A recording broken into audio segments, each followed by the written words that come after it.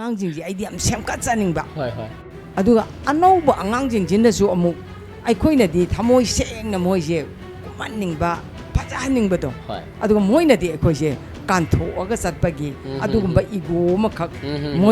ꯃꯣꯏꯒꯤ ꯊꯃꯣꯏꯗ ꯑꯗꯨꯝ ꯆꯦꯟꯖꯩ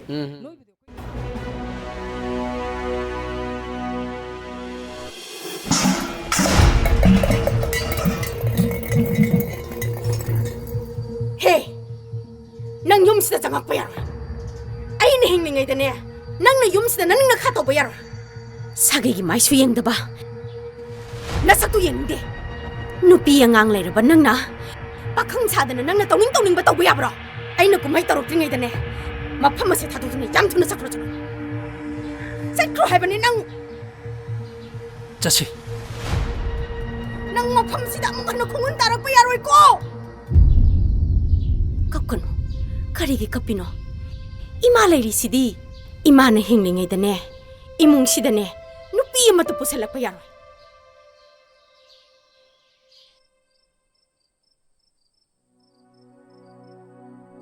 Thoi, nangi saktam si uraga, ay gitamoy bu hen wali Thoi. Hening simba. ningsingba kauba na haknasu mabu amuk hana ningsinghalanu apoksimagide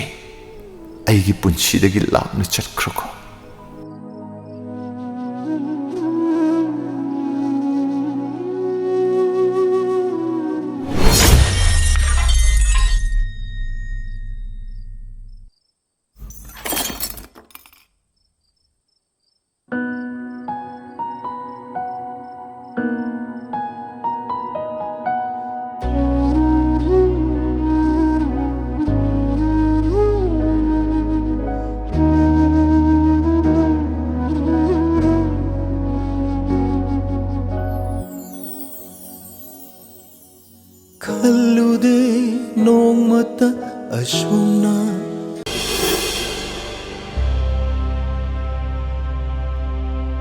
Thabal, karino nang nakalido onari. Nasana na sabun nara laire na kaliba karigino. Achumba abado no mosoidan lakan. Punsibula makang damahan ge na kangana. Nang na sakrabadi tung da mina tina ngang naogani. Ayaw wari.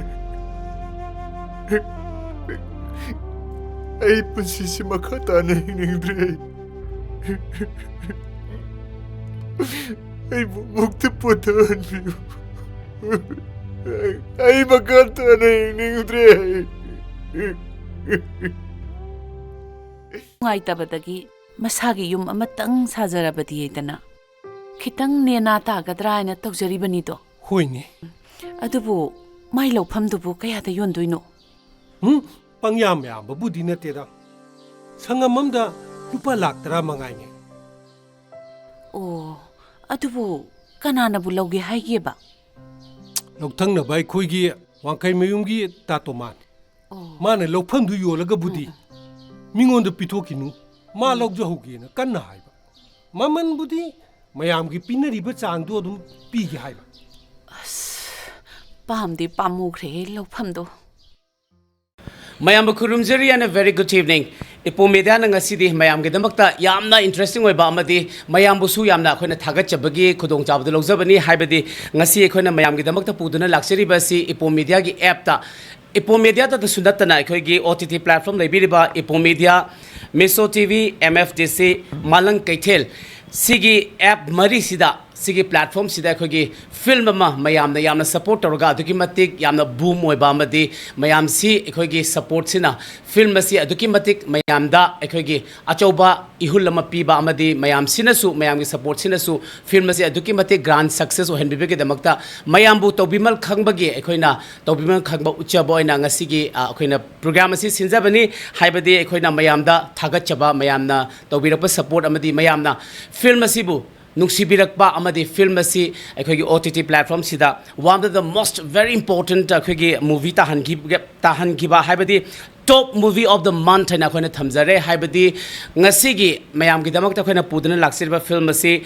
mayamnasu henasu khangnabiri mayamnasu henasu support tobiriba mayamna nushibibagi damakta aikhoina su ngasi si tanja si laujaraga mayamgi damakta tobimal khangba uchaba oina program si thamjabani mayamgi film nung onkraba thamoi mayamna support tobibadagi nung onkraba thamoi aikhoigi leizariba app Epom media miso tv mfdc malang kaithel ott platform sida mayamgi support tuna aikhoigi nung onkraba thamoi haiba film si one of the most important oiba top movie of the month haina khone thamjaraga yamna nungaiba mayamda gratitude utpagi program sima khone sinjabani ngasigi nung onkraba thamoi sigi aikhoigi team member haibadi aikhoigi producer amadi maru oiba saktam langliba ani masu ngasi se aikhoigi khudong chaba laujaraga aikhoigi studio kokjaduna mayam aikhoigi mayamgi mamangda aikhoina wari watai sanabe khudong chabdu su laujabani aduga film sigi aikhoigi team sida su aikhoina pulap अखोई सुपचल लगा big congratulations पिजरी लोइना मयामबुसु अखोना अदुके मतिक थागत फोंदोक चरी अमदी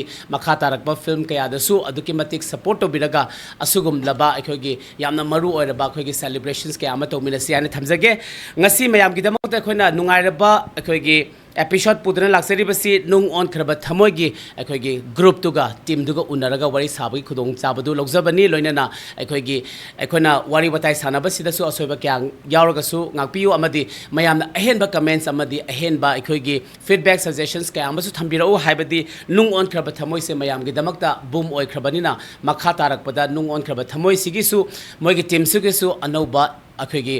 series 9 na produce tobagi ekhoi pandam kayama su leiri banina mayamna ahenba moina tokthorok pasida appreciate tobiba madi ahenba kayama su ekhoi da feedback on thambiro hana thamjage yam nungai jai ekhoi gi nung on khraba thamoi gi team ekhoi gi studio da lengsin duna lebire mayamna saktak chege mayamna su hena budi khangbiramani please welcome to the show khwai ahan ba ekhoi gi aigi matai thang thangna lebiri basi nung on khraba film juda ekhoi gi producer oibibata natana story amadi lyrics su mahakna magi akhoi sai magi akhoi kai haitare magi kainoni presentation ni aduga akhoi ojasigi mingna Sanjit Moirangthem Sanjit Moirangthem bo akhoi kano da studio taram nokcheri akhoi lakpi bagi damakta so adukumi thagat cheri mathang asidi mayamna akhoi nahana su angang na su ahan na su nupi na su nupa na su adukimati pambiba haibadi champion ni akhoi mayang mamang da lebiriba akhoi film gi fraternity da अखोगी ममासिबु खंगबिदब कना असु अमता लैतबनी अदुबो अखोगी ngasi si formally introduction macham tang thamjage lengsin biri mayamgi mamangda mama longjam lalitabi si अखोगी film si aduki matik thingam darba masing role kayama lawkhre aduga ngasi gi film अखोना पुथोकचरिबा episode sida nung onkraba thamoi sida heroine gi mama saraga akhigi Manipur gi society da message ke ama piba adugumba yamna art acting phajarba ke ama film sida saktam langbiri bani aduga akhigi mama Lalitabi su please welcome to the show lengbira pek da makta yamna nungai jai amadi thagat chaw phongdok chari aduga ahum subda lengsin biriba aigi hek oi mata da lebiri basi su mayam hena sakhang na birabidoni magi role kayama akhigi negative role positive role aduki matik mi nungsiba kayama suni phuning ba kayam si am yaw khrabni film ke ada ado sidi film ni art acting ni ojasigi acting penbi ba sing busu akhona thagat chabaga loinena ngasi si khudong chab se laujaraga khogi studio da lengsin directly ojabusu taramna okcheri mayam gi oja Ratan Laitanthem ojabusu please welcome to the show aduga ojasi ekhogi nung onkraba thamoi sida ojasina hero gi amuk makhura amuk sari bani aduga film si samlapna hairabada ekhogi Manipur da leiriba ekhogi channel launch ekhogi society ekhogi leiriba Manipur gi ekhogi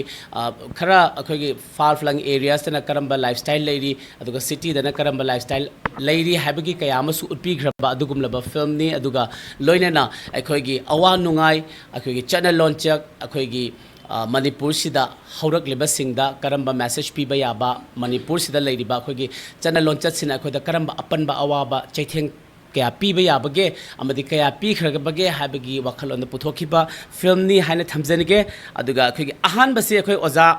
Sanjita hanete lakcharage oja Sanjit se aina budi oja se story lyrics amadi producer haina mayam mafam da koina introduction oin thamjari adubo oja gi ahen by introduction thambiling su thambiu loinana oja gi film si nung onkraba thamoi se si mayam si ya khogi OTT platform sida top movies of the month haina thamakpasida akoina congratulations to pizari aduga ozagi obidi kari nungaiba akogi ozana akogi viewers ta ozagi oiba karamba thankful oiba words khradanga thambiyo ai yondi yam nungai jai aduga ai Manipur picture film di yam pamjana horjarak ko haita ko aduga ai ta sena ga ai film si tawraganda market tawraga ai sen tani adegi ai gi film si miyamna su yam pamna gani ga haibagi concept si dai film si koi puthok chagi ba di natchati haitare film mayam ma koina oja guru mayam na taw film mayam se sum yeng kanda akoi film si pamja ba haitare adubu akoine script ama haitare ko script si samna akoina hana digi hauna akoi si kono miyam na khangna ga leiba am oidabani na akoina iri script si thawai palana bo hona ba kan se da yamna akoigi isana tawdragadi yadaba ama oirakpadagi ai film si tasena namjagibne ado film si ai paisa yam talakanda film dagi market tawraga ai film si tawni haibagi concept du ai tasena khanjagi de haitare ko adu aina pijaning ba hoji society si deida koigi thengnari ba samisya se sidai deida mayamna ikhan khanada ba samisya am khalai haitare ko sigi samisya ji aina miyam da amutang puning badagi film si tawgibne haitare adu nupa nupi gi koigi samisya sidi mayam sum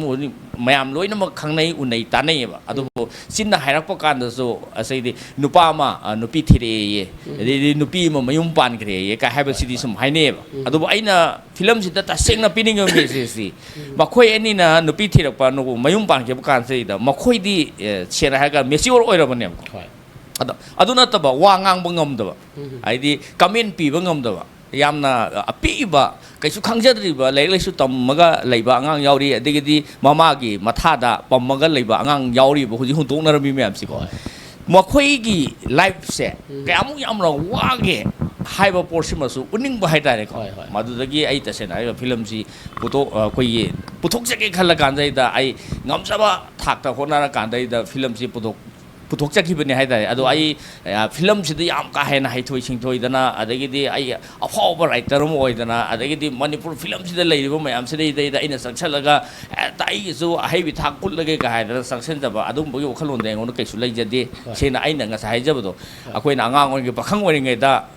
igiba saireng mayam leiba ado sum saireng do leiri oina phongki daba pathokki daba aduga sena sing manungda sum punsi loi ki baleri koi saireng mayam ama hojik society se de leba ko adu makoi gi saireng sina kai gum lei oina natraga na miyang gi ma daga pathok kanda sena yam phata ba saireng yarom gani ko asma si ai sikhalla kan ai film se ta sena puthok chagi bini si ai thamjage aduga market ki hojik ki haiba bi matang se ai simati ai paisa tan ne haiba se ai ta sena thajade adubu yam nungai ba ama ai ngonda su phange haidi film si miyam ne yam pamba film mo oire ka haidana samai tawduna OTT platform dagi ai ngonda samai haibirak pukan se da top movie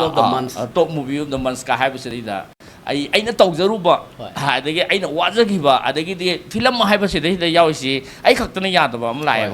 crew member team mama lai ko team ji akoina inau no film ji sangboy bani na team ji type up tawno hona khona ka ta ka so akoina thengna ba adagi mayam sina wa ba mayam se masidi da simaina tawdana estimate macha ma phagi ka haiba se da yamna harau ba nungai ba wa ki ba mayam wa min na ki mayam to adu kauthok pasu ngami haida na chintang aha thamjage yam nungai jai aduga ozagi akoina ozana khuthar ko matamda mayamna smaina akoigi society na haiba tare ko viewers mayamna approve to bi ba haise aduki matik yamna chauraba achievement hani thamjage aduga makha chathajarak pase akoigi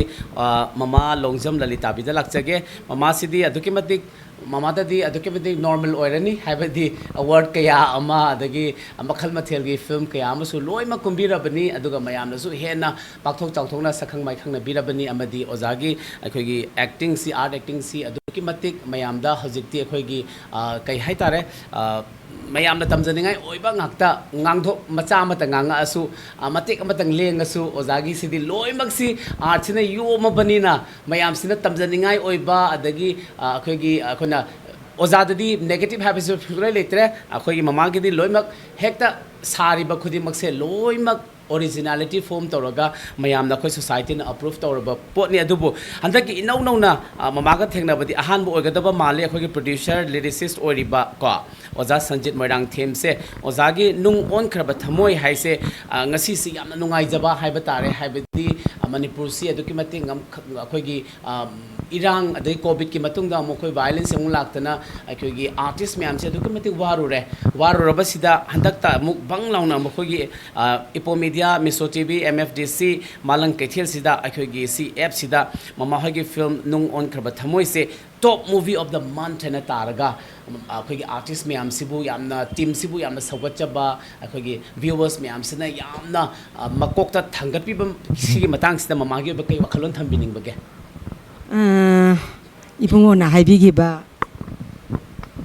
ibungona haibigi ba kainoje singthagi baje sikitang hen man brain ID kesu haijaponate mina haibirakpa mina tawrakpado adu khaktang aina adum tawbangam jaba haitare thabakna loi takraba hoi ai thoidongna yam kana haijaba juna sadi haiba aduga mayamna sum nungsibi ba haitare aduga akhoi nung onkraba thamoije masidi aduki matik wagi production na lagama aidi nungai gi aduk tawgi aidi paisa tangi khanmanate aduna de mana kaya mama sagalaga hairaga jo Lalitabi gi thamoi dadi adum mana wagi ba aduga film jina tang khaijalakpa matamda magi makok se masam kaya haurige hangningakpagi tanja adu lakki ba jai adu mana wagi ba mayam aduga madana tana akhoi bawba artist mayam gi haidi masi haidu agadi phajadre adubu artist mayam gi comment mayam jina ma je producer je akhoi Manipur da producer laitraga kanai da normi akhoi na songu doise mane achumbani adudagi hojik hero khangde heroine khangde ama khangde mayam jina sen gi demand je lakh ani natra di lakh ama khai natra di lakh ama natra di haidna asugumba mayam ama depend tawsalleba producer sida adu film di kadai du utoino ba film utpham leite market leite ba kadai da no ba ulu doise hol ju leite adu seti khara kapu del palising kun khara phang kunthra khara phang adu di artist mayamna producer ji otpada producer si lepham khangbana te ba adu pamjaba gi thokjarak pa haiba du tare haba adugumba mayam sing ado Lalitabi gi thamoi dadi kitang yokhat ba pamjaba gi kaino makak le aidi nung onkraba thamoi gi producer khakta nate ko producer khoding mak sima tawbiri basing ain hek yaujaru ba mapam khoding mak tane producer sing gi yokhat chaning ha ba yam chumbani haibidi aikoina artist among oina thola abanina aikoi phil ji da songjaningi lila tawjaningi akoi di saka lila ga tholaga sagi haiba misak tu oijariba aduna producer si ai wahaning de haiba wafam je thamjage aduga akoi artist mayamna akoi producer che khara wahan gre adu isa maksu adi shooting tawdana nongan badagi akoi ji lawba lakpiraga shooting tawdana adum yumda hanbaje 2 times ai phanggieba adubu producer da ikesu warok jade sak hauna nga thongami adu saraga adum halai akoi da adugumba nungaitaba thamjade aduna aidi producer singji yam yokhatningi haiba wafam je thamje yam nungai je yamna su marik chumlaba wafam ni mamana thambiri base haibadi producer yaudana su film fazaba kya akoina art acting tawningi haida su artist myam amana su akoigi mokhogi platform si kanbanga moidabani haibase yamna marik chumlaba wafam ni loina na akoigi mama sigi magi sanglaba journey sida thengnarakpa myam dugi matungina samlapna yamna fazarba wakhaloni thambiri base haibadi akoigi Manipur haibasi yamna inakera khunbalam damdi nachade adubu mark adugi mathakta amukasu market se leitabani aduki matik yam wana producer haina tholakpasi aikhoigi mamana thambiri basi aikhoina yokhat pham thoi haibasini producer na kare yamna tholagadi akhoi si nung ngasigi aikhoigi nung onkraba thamoi sidagi ahen ba kaya amasu puthokpa ngamgadabani haiba yamna marik chumlabani aikhoigi oza Lalitabi na thambiri basi manungda phummaga aikhoi mayam se gyan tamina si haibasi madi yamna mayek sengle haina thamjage thank you so much aduga mathang se khoi gi ozara tan da muka lak chage ozara tan suni khoi gi film si kaya amadi kum khre mayam na loimak sakhang mai khang na bire award kaya ama sudum lobi ram lagani ko aduga sigi matang sida handak sidi yamna top top nungai ba haiba tare khoi gi mama na su thambi khre haibadi khoi gi market like taba jaga da khone sumain toroga utpadagi sumaina paisa gi wana tabida mayam na penbi raga khoi gi nung onkraba thamoi si top movie of the month kaina select tawga ngasi si akhoi na celebrate tawbai khudong chaba si luxury bani ko aduga nung onkraba thamoi sida ozagi oiba karamba wakhalon amadi loinana nung onkraba thamoi si akhoi gi hojik wariba matam sida app myam sida yengbiraga top movie of the month kaina tarak pasi ozagi di karamba nungai ba wakhalon phongtok ningbage yamna nuai zai hai tare hanan bata ko ta sengna ikoi gi viewers sing sina ying bidraga di ikoi ne tokjari ba aduga namjari ba film sing si gi value si leiti ta sengna ningti na kera ba le sabi macha mana ma gi keri ba room du da matum ta lotion gi bada kasuk le sabi macha sing na penje ga to bo si leiti ubidra ba phajaba haibitu ne ba ko adu ta singna film sigi magi loira ba matamda film si miyam na yingbi gadra haibagi ta singna akoi mak pawda film si number loira kanda film si miyam na yingbi gadori bra natraka market nakra mai tok dori no haibne sing ba si haidi wana ba matam ni na mi sing si pesa nung cha pai ba su leina de adu sigumba mapam makak akoi no hujik film si release to kram tung sida miyam na ga pam na ga ying na raktana kotana tawbagi paw ga si phangdana ngasi mak akoi ji sreja mapam sida ga phamja ba phangi ba si tasingna akoi gi nungsijaraba viewers singi akoi achauba credit ni haibisi mak yanan bata tamjake tasingna koina film ji nam phana nammaga ju artist mayam na mana chenjeraga ju songjeraga ju yengbidraga di aikoina tawjari ba khone jari ba sing ji producer gi side gi su director gi side gi su thoidokna harau ningai ji thoine leite matangi production nama putora kani haibagi asa tawningai leiram da badu ngasi di mayam na yengbidana pamna khoidana kano tobi ba se masi tasingna ai viewers sing boy adum khurumjai thagat film sing chi yengbiu anuba film mayam ama putori ba sing chi adum yengbiu aduga Sanjit ki su magi su second production adum lakine na ina asa tawi mai se adna magi Sanjit da yanan pada adum magi lak pakan da film simanam ningi hena mana lak pakan tu da story su mana igani mana ibani haina haiba sida ain ma Sanjit na tok du si ya du jala kaino mai story su mana i ni ai si boina tau bukan sida ai ngun su kitang budi kaino haiba madi khanjaki ba ko adu magi story line si yam strong oi mapang kan yam kalli adu mak ni story line si ling bani na artist na su masida sadong aga चटपदा यामना नुंगाई की by तारे को director की treatment सु अदुम फजना अदुम फंगजगी अदुगा संजिना सु film ची number कांदे यामना मंगुंदा लेता नमजनिंगबा तौजनिंगबगी मागी केनो सिंग ची को अदुम उई अदुगा मा seriously मागी first time मागी यानान ब production उ जरगा सु मसरीज द मागने यामना serious होइना as a producer अदुगा अदुम मयाम से लोइना मक उसिंदना कोचिंदना तौदना तौबिरकपसे मसी यामना नुंगाई बा हाइतारे अदु ngasi mak maki film jigi mamai chumuk pagi paw amak tabas da khu yam nungai je ba ko adu mak ne ne mapam sida lakchari se adu ko film jigi su yamna chawba message ma haitare matam gi wena imung manung sing sida nupa nupi gi mari sida dum lakpa matam gi ba won bagi matungina lakpa sidi adum lakani tangkak ki matungina ko aidi matam dugi aidi se nupi lolak pagi boiro adagi angang sing ama masing kitang natai sada ba yaru pagi oiro amoiro adubu huji ki lady ba matam jigi chatnari ba society ki lady ba mowong sida itare ko adu ba social media gi keno si chawkhalak pa gi matungina masina pirak pa impact madumak na magi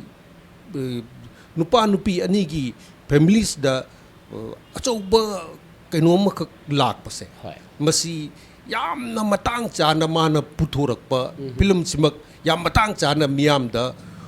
ut nana ba mana sem sarak pase masimadi aina Sanjit poina tagat jadaba ngamjade adu ngasi maksu mafam sida lakcheri basim yam nungai jei haibo wapam simak ai viewers da thamjage yam nungai jei thank you very much haibadi akhoi nung onkraba thamoi ahanba akhoi oja Sanjit ki production sida thamoi penbidana akhoi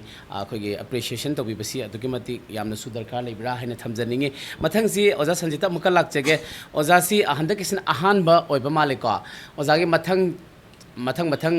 puthokpagi wakhalon kya amasu leibiramgani ado ahanba ojane si puthorokpa sida isana story su ibiba lyrics amasu oibiba sigi matang se ojana story puthokpira ibese akhoi cinema sida budi akhoi na khangjare habadi Manipur society ki channel launch akhoi city ki life aduga village ki life sisu khena badum matoroga ngasai gi work culture amadi work ethics amadi thambi bagi wakhalon de akhoi na dum uzai ado ojagi main focus story sida hazike nung onkraba thamoi sida ojagi storyline ojana puri base sigi maru ba message akoi Manipur society da especially akoi Manipur gi da chanariba culture tradition akoi environment ke amasu ojagi sida akoi na touch to ba ma thengna je sigi matang se ojagi ba asengba wakhalom dun tang phongdo piyo ojik hangbini ba koi ai wahang haidare ko si yam luba wahang ama oi haidare sena ka se da mi sing loin mak mi khuidi maki wari loi le hoi da mi khuidi maki ngasai gi samna har mana tauri thobak sing je masigi ba masana hona ba loi le ba ko ada aina film si kamai tawrga puthok sige haije masi khalak bagi wakhal ai puthok ta yate ai anyhow ai amabor so ai hakchang sina koi gi samna haibada ai atuki mati wara ka sai ai ji kan to ta ga ai film si madi miyam do ulam ke ka haina ingon da thona ma lakhi si yam sen ha kan dai da mioi bagi punsi je amaga am ta ma de ba si laikai am ta hara kan da laikai ji da yum khar lei ba yum khar sida nungai be yawi adiga akoi gi mayai werap to yawi aduga yam lower class gi mi su sum yawi ba ko asigi akoi gi life style sing si dai da yamna thak nemba sen thoksa da ba mama pa na kairak thabi da ba aduga imungi sen thok lambi leita ba mi sing sina waram ga da do sena kan dai da madumak sena ai isa makna khanba na ta ba leik pa bai thengna ba na ta ba ai isa makna hari mo maktung wara ga lakhe ai isa se ado ngasi akoi gi mafam se dai da akoi mayam pullaga wari sana ba gi khudong chawa phangjari ba si dai da aina mayam da aina haijaning ba aduga request tawjaning mam dikana kan ai bu khangbi da ba mina di chasen khangoroi hoi do si kari ngomba ngasi gi mayam simai to si ubi ba ai bu khangbi ba hai dai ko mi lem ta ga di hai ba aina hai ba wari si ta seng bara na tar gam sajan na bara ka hai ba si noi thokan hai tai hoi ai ji awana pusi hingak pa mioi man hai tar ai ji risho thoromi aduga ai leirik sumo pung phana tambang ngam de ima pa lai ba hai tai ko ade isi no mari poi nu pang ang tan nu pi yau de aduna nga sai imung ama purok pakanda ade nu pi yau da gi awa ba lam tai ba sak thung ba phi su ba mayam se koi na sum tor lak pa ko adagi amuk so imung sidai da lai ra ba senthok lei ta no kan sai da isana setna furit hai dai ko ada isana khogi satkada ba korsa porsa khui mo si isan ta andra gadi khogi leita wai dai ko adu maina sum tor pas dai da aina wagi ba aina thina gi ba mayam si sum haidi isana tawraga da adagi thabak ama tawra sum thingna ko oibani na aina khan gi ba hai dai ko ai gi life si dai da aina yamna wana mina emagum khanbi raga zo migi lukhak chenga zo migi train gola zo ai gi life si makta di ai gi isa di ai hinghal moi ko ka haiba gi concept sida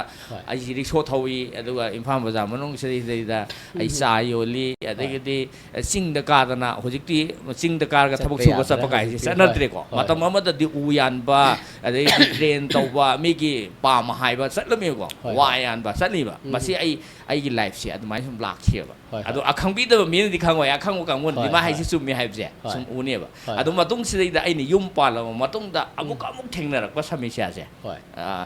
ꯑꯃꯨꯛ ꯌꯥꯝ difference ꯑꯣꯏꯔꯦ ꯌꯥꯝꯅ ꯈꯦꯠꯅꯔꯦ ꯍꯥꯏꯇꯥꯔꯦ ꯃꯇꯝꯁꯤꯗꯩꯗ ꯑꯩꯁꯤ ꯍꯤꯡꯕ ꯉꯝꯗꯗꯅ ꯑꯩꯒꯤ ꯂꯥꯏꯐꯁꯤꯐꯥꯎꯗ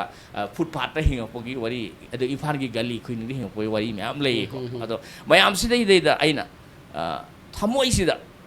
ꯀꯣꯛꯔꯣꯏꯗꯧꯕ ꯑꯩꯈꯣꯏꯒꯤ ꯃꯌꯥꯝ ꯑꯃ ꯁꯪꯖꯟꯈꯤꯕꯁꯦ ꯁꯤ ꯑꯩꯈꯣꯏ ꯑꯣꯖꯥꯁꯤꯡꯅ ꯑꯈꯪ ꯑꯍꯩ ꯑꯣꯖꯥꯁꯤꯡꯅ ꯌꯥꯝ ꯍꯥꯏꯕꯤꯕ ꯇꯠꯇꯅ ꯍꯥꯏꯕꯤꯕ ꯇꯥꯏꯕꯪꯄꯥꯟꯁꯤꯗ ꯑꯃꯨꯛꯇꯪ ꯂꯥꯛꯄ ꯑꯩꯈꯣꯏ ꯃꯤꯑꯣꯏꯄꯣꯛꯁꯤꯅ ꯂꯥꯛꯇꯥꯔꯒꯗꯤ ꯈꯣꯡꯒꯨꯜ ꯑꯃꯗꯤ ꯊꯅꯝꯒꯗꯕꯅꯤ ꯀ ꯍꯥꯏꯕꯁꯦ ꯃꯁꯤꯗꯩꯗ ꯑꯩꯁꯤ ꯑꯩꯒꯤ ꯈꯣꯡꯒꯨꯜ ꯑꯃꯇꯪꯗꯤ ꯀꯃꯥꯏꯅ ꯇꯧꯔꯒ ꯊꯅꯝꯒꯗꯒꯦ ꯑꯗꯨꯒ ꯑꯩꯅ ꯀꯔꯤꯒꯨꯝꯕ ꯈꯣꯡꯒꯨꯜ ꯑꯃ ꯊꯅꯝꯕ ꯑꯣꯏꯇꯥꯔꯒꯗꯤ ꯑꯩꯒꯤ ꯈꯣꯡꯒꯨꯜꯗꯨꯅ ꯃꯔꯝ ꯑꯣꯏꯔꯀꯥꯟꯗ ꯑꯩꯒꯤ ꯏꯆꯥꯁꯤꯡꯁꯦ ꯍꯩꯅꯥ ꯇꯨꯡꯍꯦꯟꯅ ꯑꯃꯨꯛ ꯁꯣꯁꯥꯏꯇꯤꯁꯤꯗ ꯑꯐꯕ ꯑꯩꯅ ꯉꯁꯥꯏ ꯑꯥꯗꯒꯤ ꯀꯥꯈꯠꯂꯛꯑꯀꯥꯟꯗ ꯑꯩꯅ ꯉꯁꯥꯏꯒꯤ ꯈꯖꯤꯛꯇꯪ ꯏꯁꯇꯤꯌꯥꯔ ꯑꯃꯇꯪ ꯑꯣꯏꯔꯁꯨ ꯀꯥꯑꯒ ꯑꯩ ꯏꯆꯥꯁꯤ ꯊꯅꯝ ꯇꯥꯔꯗꯤ ꯏꯆꯥꯁꯤꯅ ꯑꯃꯨꯛ ꯏꯁꯇꯤꯌꯥꯔ ꯑꯃ ꯀꯥꯒꯗꯧꯕꯒꯤ ꯑꯋꯥꯕ ꯅꯨꯡꯕꯨꯗꯤ ꯃꯣꯏꯗ ꯀꯣꯛꯈꯤꯗꯣꯏꯅꯦꯕꯀꯣ ꯑꯗꯨꯃꯥꯏꯅ ꯈꯜꯂ ꯀꯥꯟꯁꯤꯗ ꯌꯥꯝ ꯋꯥꯅ ꯊꯦꯡꯅꯔꯀꯥꯟꯁꯤꯗ ꯑꯩꯈꯣꯏꯒꯤ ꯊꯦꯡꯅꯔꯛꯄ ꯋꯥꯔꯤ ꯃꯌꯥꯝꯗꯨꯅꯤ ꯑꯗꯨꯒꯤ ꯃꯊꯛꯇ ꯁꯦꯡꯅ ꯍꯥꯏꯔꯀꯥꯟꯗ ꯍꯥꯏꯗꯣꯛꯄꯗꯗꯤ ꯐꯖꯗ꯭ꯔꯕ ꯋꯥꯔꯤ ꯃꯌꯥꯝ ꯑꯃꯁꯨ ꯂꯩꯌꯦꯕ ꯌꯥꯝꯅ ꯆꯨꯝꯕꯅꯤ ꯍꯥꯏꯕꯗꯤ ꯁ꯭ꯇ꯭ꯔꯒꯜ ꯇꯧꯕꯤꯔꯛꯄ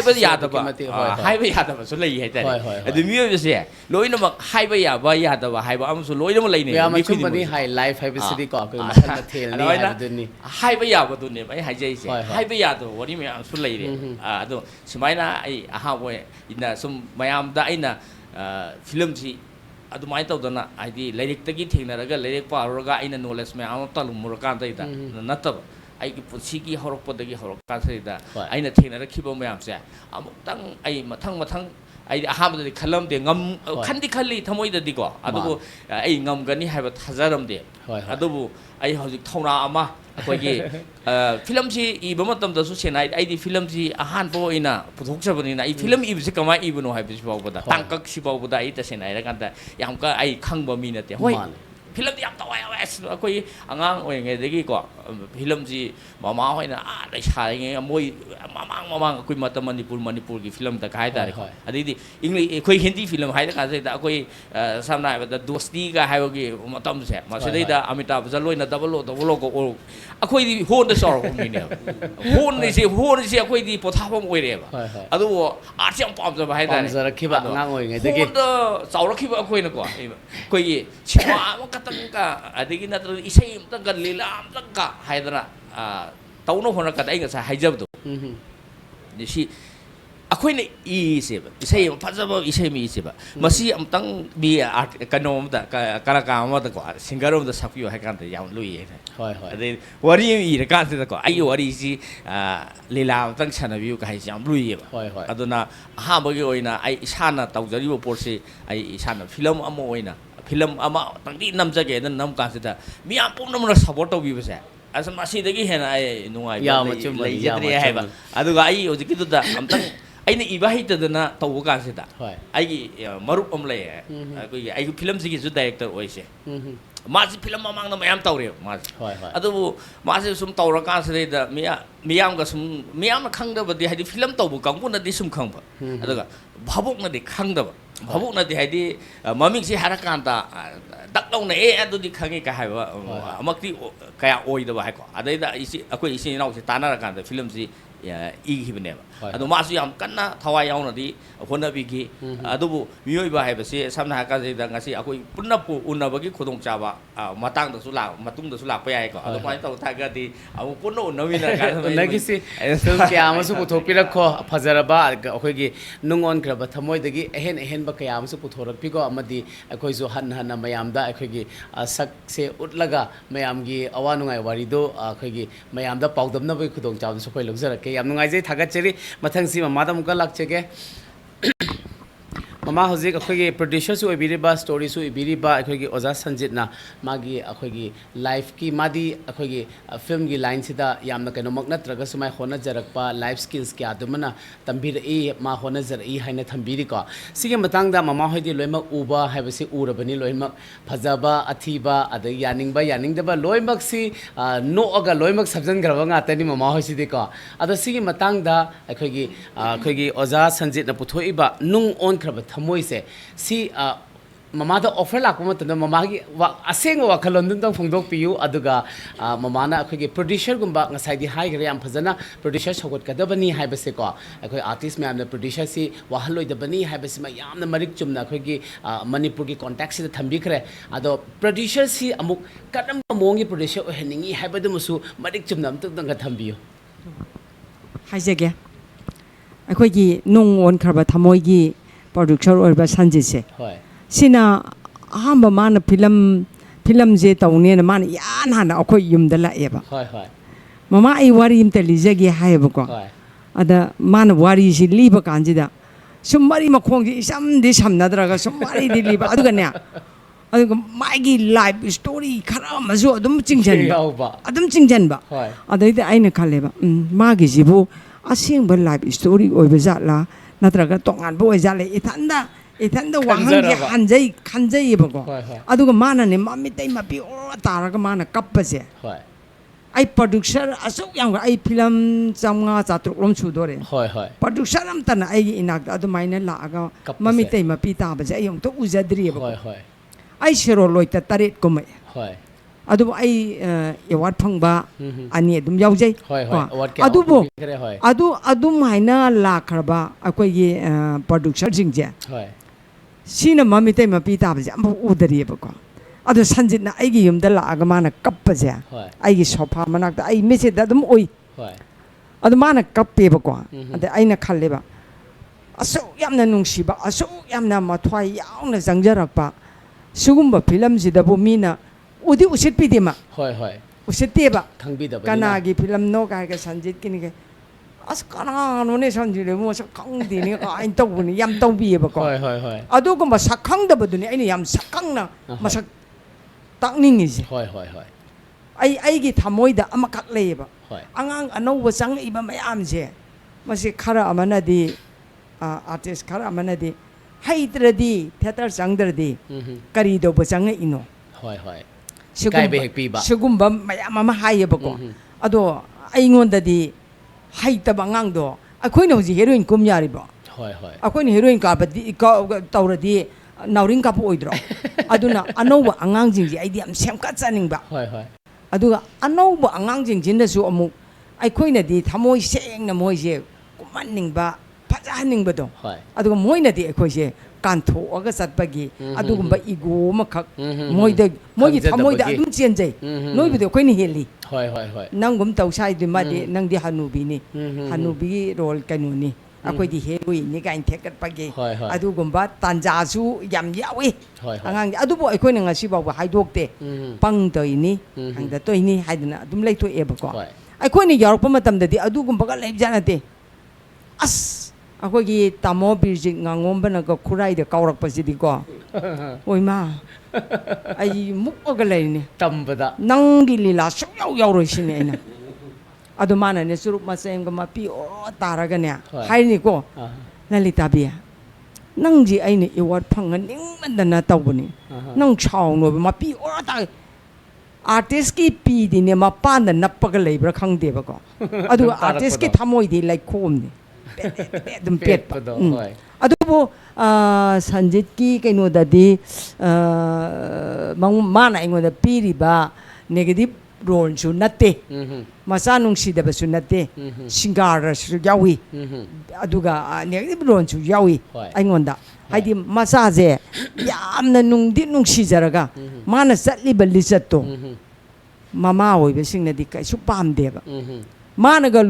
ꯐꯣꯟ ꯄꯥꯏꯔꯒ ꯂꯣꯟꯅ ꯌꯦꯅꯈꯥꯗꯒ ꯋꯥꯔꯤ ꯁꯥꯏꯌꯦꯕꯀꯣ ꯅꯨꯄꯤꯁꯤꯅ ꯃꯥꯒꯤ ꯅꯨꯄꯥꯗ ꯅꯠꯇꯦ ꯑꯇꯣꯞꯄ ꯁꯥꯏꯠ ꯅꯨꯄꯥꯅꯤꯀꯣ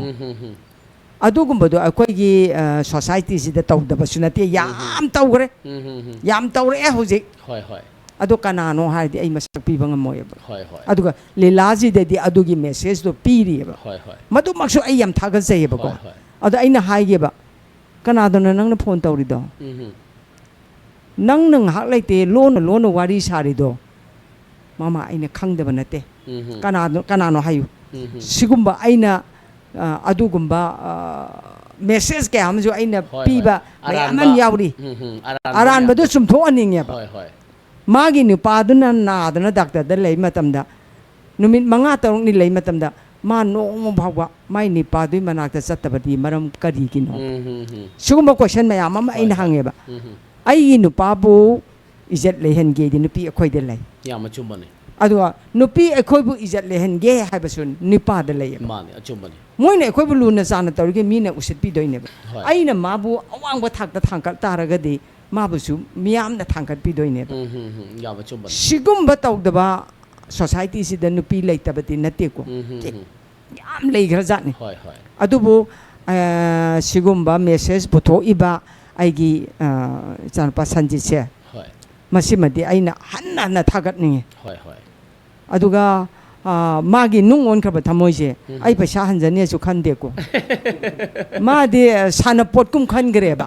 होय अदु आर्टिस्ट अखोइ मयामनसु कयाम ओटपीग्रेबा होय होय ओइरोइदबा मीजिबो कइदोंना दोइनो का काइना होय होय असुम कयाम खनलगा तौगेबको होय अदु मानबुदि ngaga thongna injang haw haw yam pijai होय होय अदु माई इंजांग दुना दि चंगु यादे बखोइदा अदु माइन तौरगा आई संजित की हंदक्ति मागी पैसा जी खरा कार ई हाइबे ताबदा आई अदु के मति नुंगाई मथंग अमा पुथोकप ngमनि को हाइबेगी मानी मानी वाखल लोल मखक लेजेबा अमुक पुथोगा लोइन तुबु ता लेग्रदि मागी सेन जो मांगजरे अदु माना निंगजरिबा पामजरिबा जो अमुक पुथोकप ngमद्रेना अदु मा हंदक्ति to be continuously thade adubu ma anouba ma puthokadore habje ai ju yaudore habje ai asimdi thaja thanjarange yam achumani yam nungai jai haibadi mama se aduki matik artist sunatana khuda khuda ki mi se yam na kaino haiba ma su yauri ko magun se yam thina phaja phaja magun yam yom lai ai bungona hai do gen man gre ba khara handa ho hai ba kitang wala bane aduki matik mama se yam positive oi ba aduga artist ne habi matamda hekta artist ne habada hekta matik saw oina okhone uzai haba artist haba sakthi toine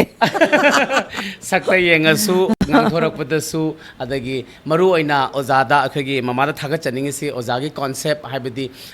akhagi kokta gi tholak pa wakhalon se aduki mati yamna phajaba haba tare akhone yamna tamjaningai oiba tabiri be singna su duma khangbiri baduni habadi theng makhal mathel kaya ama thengna birak labani aduga haidorappa matamda aduki mati yamna maru oiba wahi macha amana yamna artha leba yamna chenba yamna ngangbi mama se aduki mati thagat chai thank you so much ado mathang se akhoi ozada mulak chagi ozara tanda ozadi akhoi oza sanjit moirangthem gi film si haiba lakpa matamda ozagi reaction dusu kitang haibi yo aduga ozana akhoi gi oza sanjit ki magi appreciate oba jaga duma su thambiyo Oi masih ini mamang ki hogolakpa introducing ki jaga adu dasu dum kara dum panjakra bana nakale. Aidi aku Sanjit na man film ji tau ni ne lak pakanda mana wari ding imana hari tu ni. Wari nung ama masuk lirik pakolak patau tar gasu. Ai mahana film ju toruk pasunati kaino su toruk punati. Adu kram main tok dui nuana kan bagi kaino duma adum aingun dasu dum pil tau giba. Adu magi tasingna film ji tawrage na changa akanda di magi seriousness mayam si dum ko na loin ure e bako adumak na film ji gi success oi bani hain chu khanjage aduga akoi gi director ga producer ga haita director ga Surjit Khuman director siga Sanjit Moirangthem ga moi ni si yamna popu lamba cha ba haita re ne ko and film sigi story line ji that lady buck and wasing si moina koi artist sing ji da magi tokbum tokpa magi mai role dugi matungina character dugi matungina loina happy da kanda akoi da thona ji pibi da ga du mai na film ji yamna success oi film ma miyamna pamba film ma oi ki pani habe sim ka dum thamjage hoi hoi yam nungai jai habe de duga oza da pibi riba role sigi matang de oza na de kari phongtok ning bage role ji heroine gi hero gi magi makhura ji yamna machanupa si mayam ba lei gidraba dunna thambiramba machanupa si yam luna macha dongna thamjaba haitare adu managa a khungang da leiba si nuai tre sa da chatlaga magi anoba punsi kanwa makak mana sagatna ba magi ju macha sing leiriba sing si ki magi tungi dream makak mana sagat charak paduda yambasina thambiramba इचानु पासिने चटलगे का हरक पकांदा यामना अइनदी कोनसलगदी थमनिंगगसु मागी मतांगना मतमना थादोक्तब यादबा अदु मतजा दुन मरम मोरगा मासे सटकिबा कासिंगसी यामना कनोदु याम नुक्सी bye तारे को अदुगा इचानु पासिदैसिदा गोकुलना दुम इचानु पासाय मदैदुदा अदु गोकुल सिदैदा अइना यामना लाननो उबा हायगद्रा मीगी पाउनिल खोल मयाम अमदी ताई लेकाईगी करीगी अमगी मोइना लापना लेजरगसु सहरदा लेजरगसु हाइदी नुपीसदा माना इमौ नुपीसदा बलासिदा बाना ओटपीबा कैदोबा अदगी ngangbीबा इमुंग मनुंगसी यामना कैहाइनै नियतादबा मौंग अमदा माना तौबा खोपा मयामसिंगसी अदि नोंग पादोकसु हेक हेक थक्सिन चासलगा हलागा नुपी अगांगसिदा पोथाबम खंगदबा कनोमखक सुम माना सुम क्रिएट तौरपसी देदा अखुसु नुआइतबा हाइतारेको अदु नोंग लाकांदा नंगना इमौ नुपीदा करिगिनो असयामदा नंगना इमौसे नंगना पोथा हंद्रे अदु तो हंद्रे नंगना आई मतुंगददी नंग कनो तौबदा यारोय आई मधु यारोय कायना माना ngang khotpa mayam ama yawe adu itargasu madudaiduda akoina society ne urisi heroine duda balas deida imonu peace deida mayam na nungsiba magi nature amakak mawu magi yumgi chamchamba mawu moina miyam na disum ubiba adu mana manungda tawriba kholiba mayam dumadi gokulna su Sanu pas nasu manasu macin thokna makurada sumai tawna namong nupi se manung de sumai tawi si guys di putukta bida mana phumjal laga manung sida mana omaga mana ga leiraga torukba aduga kunadi masi watu koina thokla akandati o magi asuibasi si leiramba sinaniko ka haibasi kuna khangak bai tare adu aini chanu pasida lana lawru ruiba posi ai oina lalamba adu mana tawriba thabaksi adu basi asuibasini si lei haibasi makak mayamda utpa film amakak maisi sanjit kisi oi adumakna miyamna yamna paamba matamsiga yamna chanaba kanoma oibadumakna miyamna su yamna Thoi yauni gimbi pani haiba wapam se makak tamsage yam nungaije oza aduga oza akhoi haziki ozana thabiriba oza sanjit ki wakhalon si akhoi gi film da taraga akhoi gi society da chatnari baduni ko sigi matang se ozana sigi si akhoi gi haktheng na aseng ba akhoi gi real life se thengna ba taraga di ozana simdok ning ba haziki ozana lobby role da ozana thambiri haibidi aina khaluri ba chanu ba khaluri bi si lalami kaina haiba ma misunderstanding ama lekhibadagi thokhiba oidoni ko za sigi matang se real life to oitaraga di akhoi gi ozana akhoi gi icanupasi akhoi gi makhurani ko makhura amana admani chawyok naw pipa matamda akhona karamba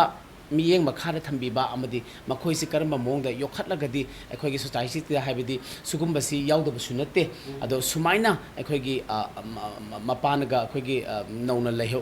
langthok piramdana admanga thambiram matamda akhoi gi ozana role sida yokpi khibado अदुमाइना असेंबदा Taba तारगदी अखोगी real life ता तारगदी अखोइसी S मखुरा ना करी करी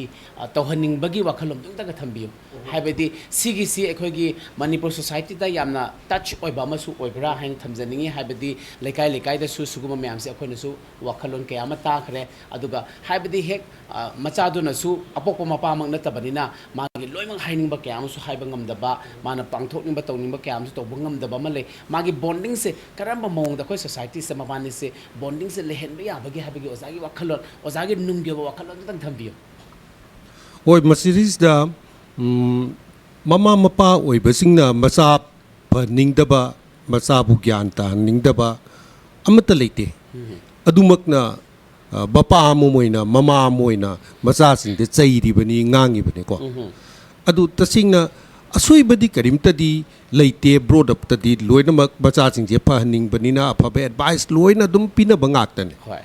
अदुबु yum कई पालब मतमदा खजिक्तंग parents तगी खजिक्तंग Moina चथोगा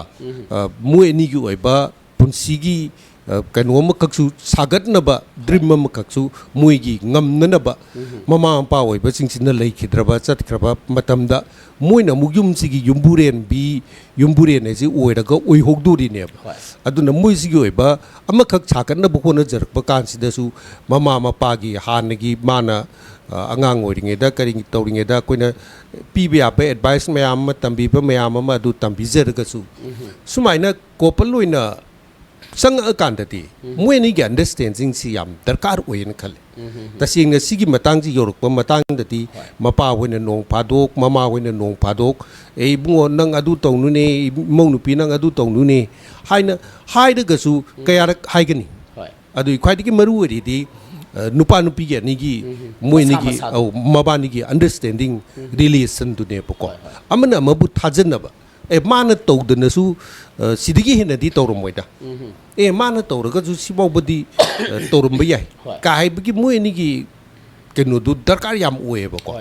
message da aigi na ma khanga maroi nupa sina su or nupi sina su mana khangba khangda mayam ma mana udrakanda mapana thoga aina tawruba mana cha thokrakanda aina yumda lehrakanda aina tawba mayam ma message da mayam se sigi pot mayam sin je khoi adjustment tawmina ba mkak change ba ko haibadi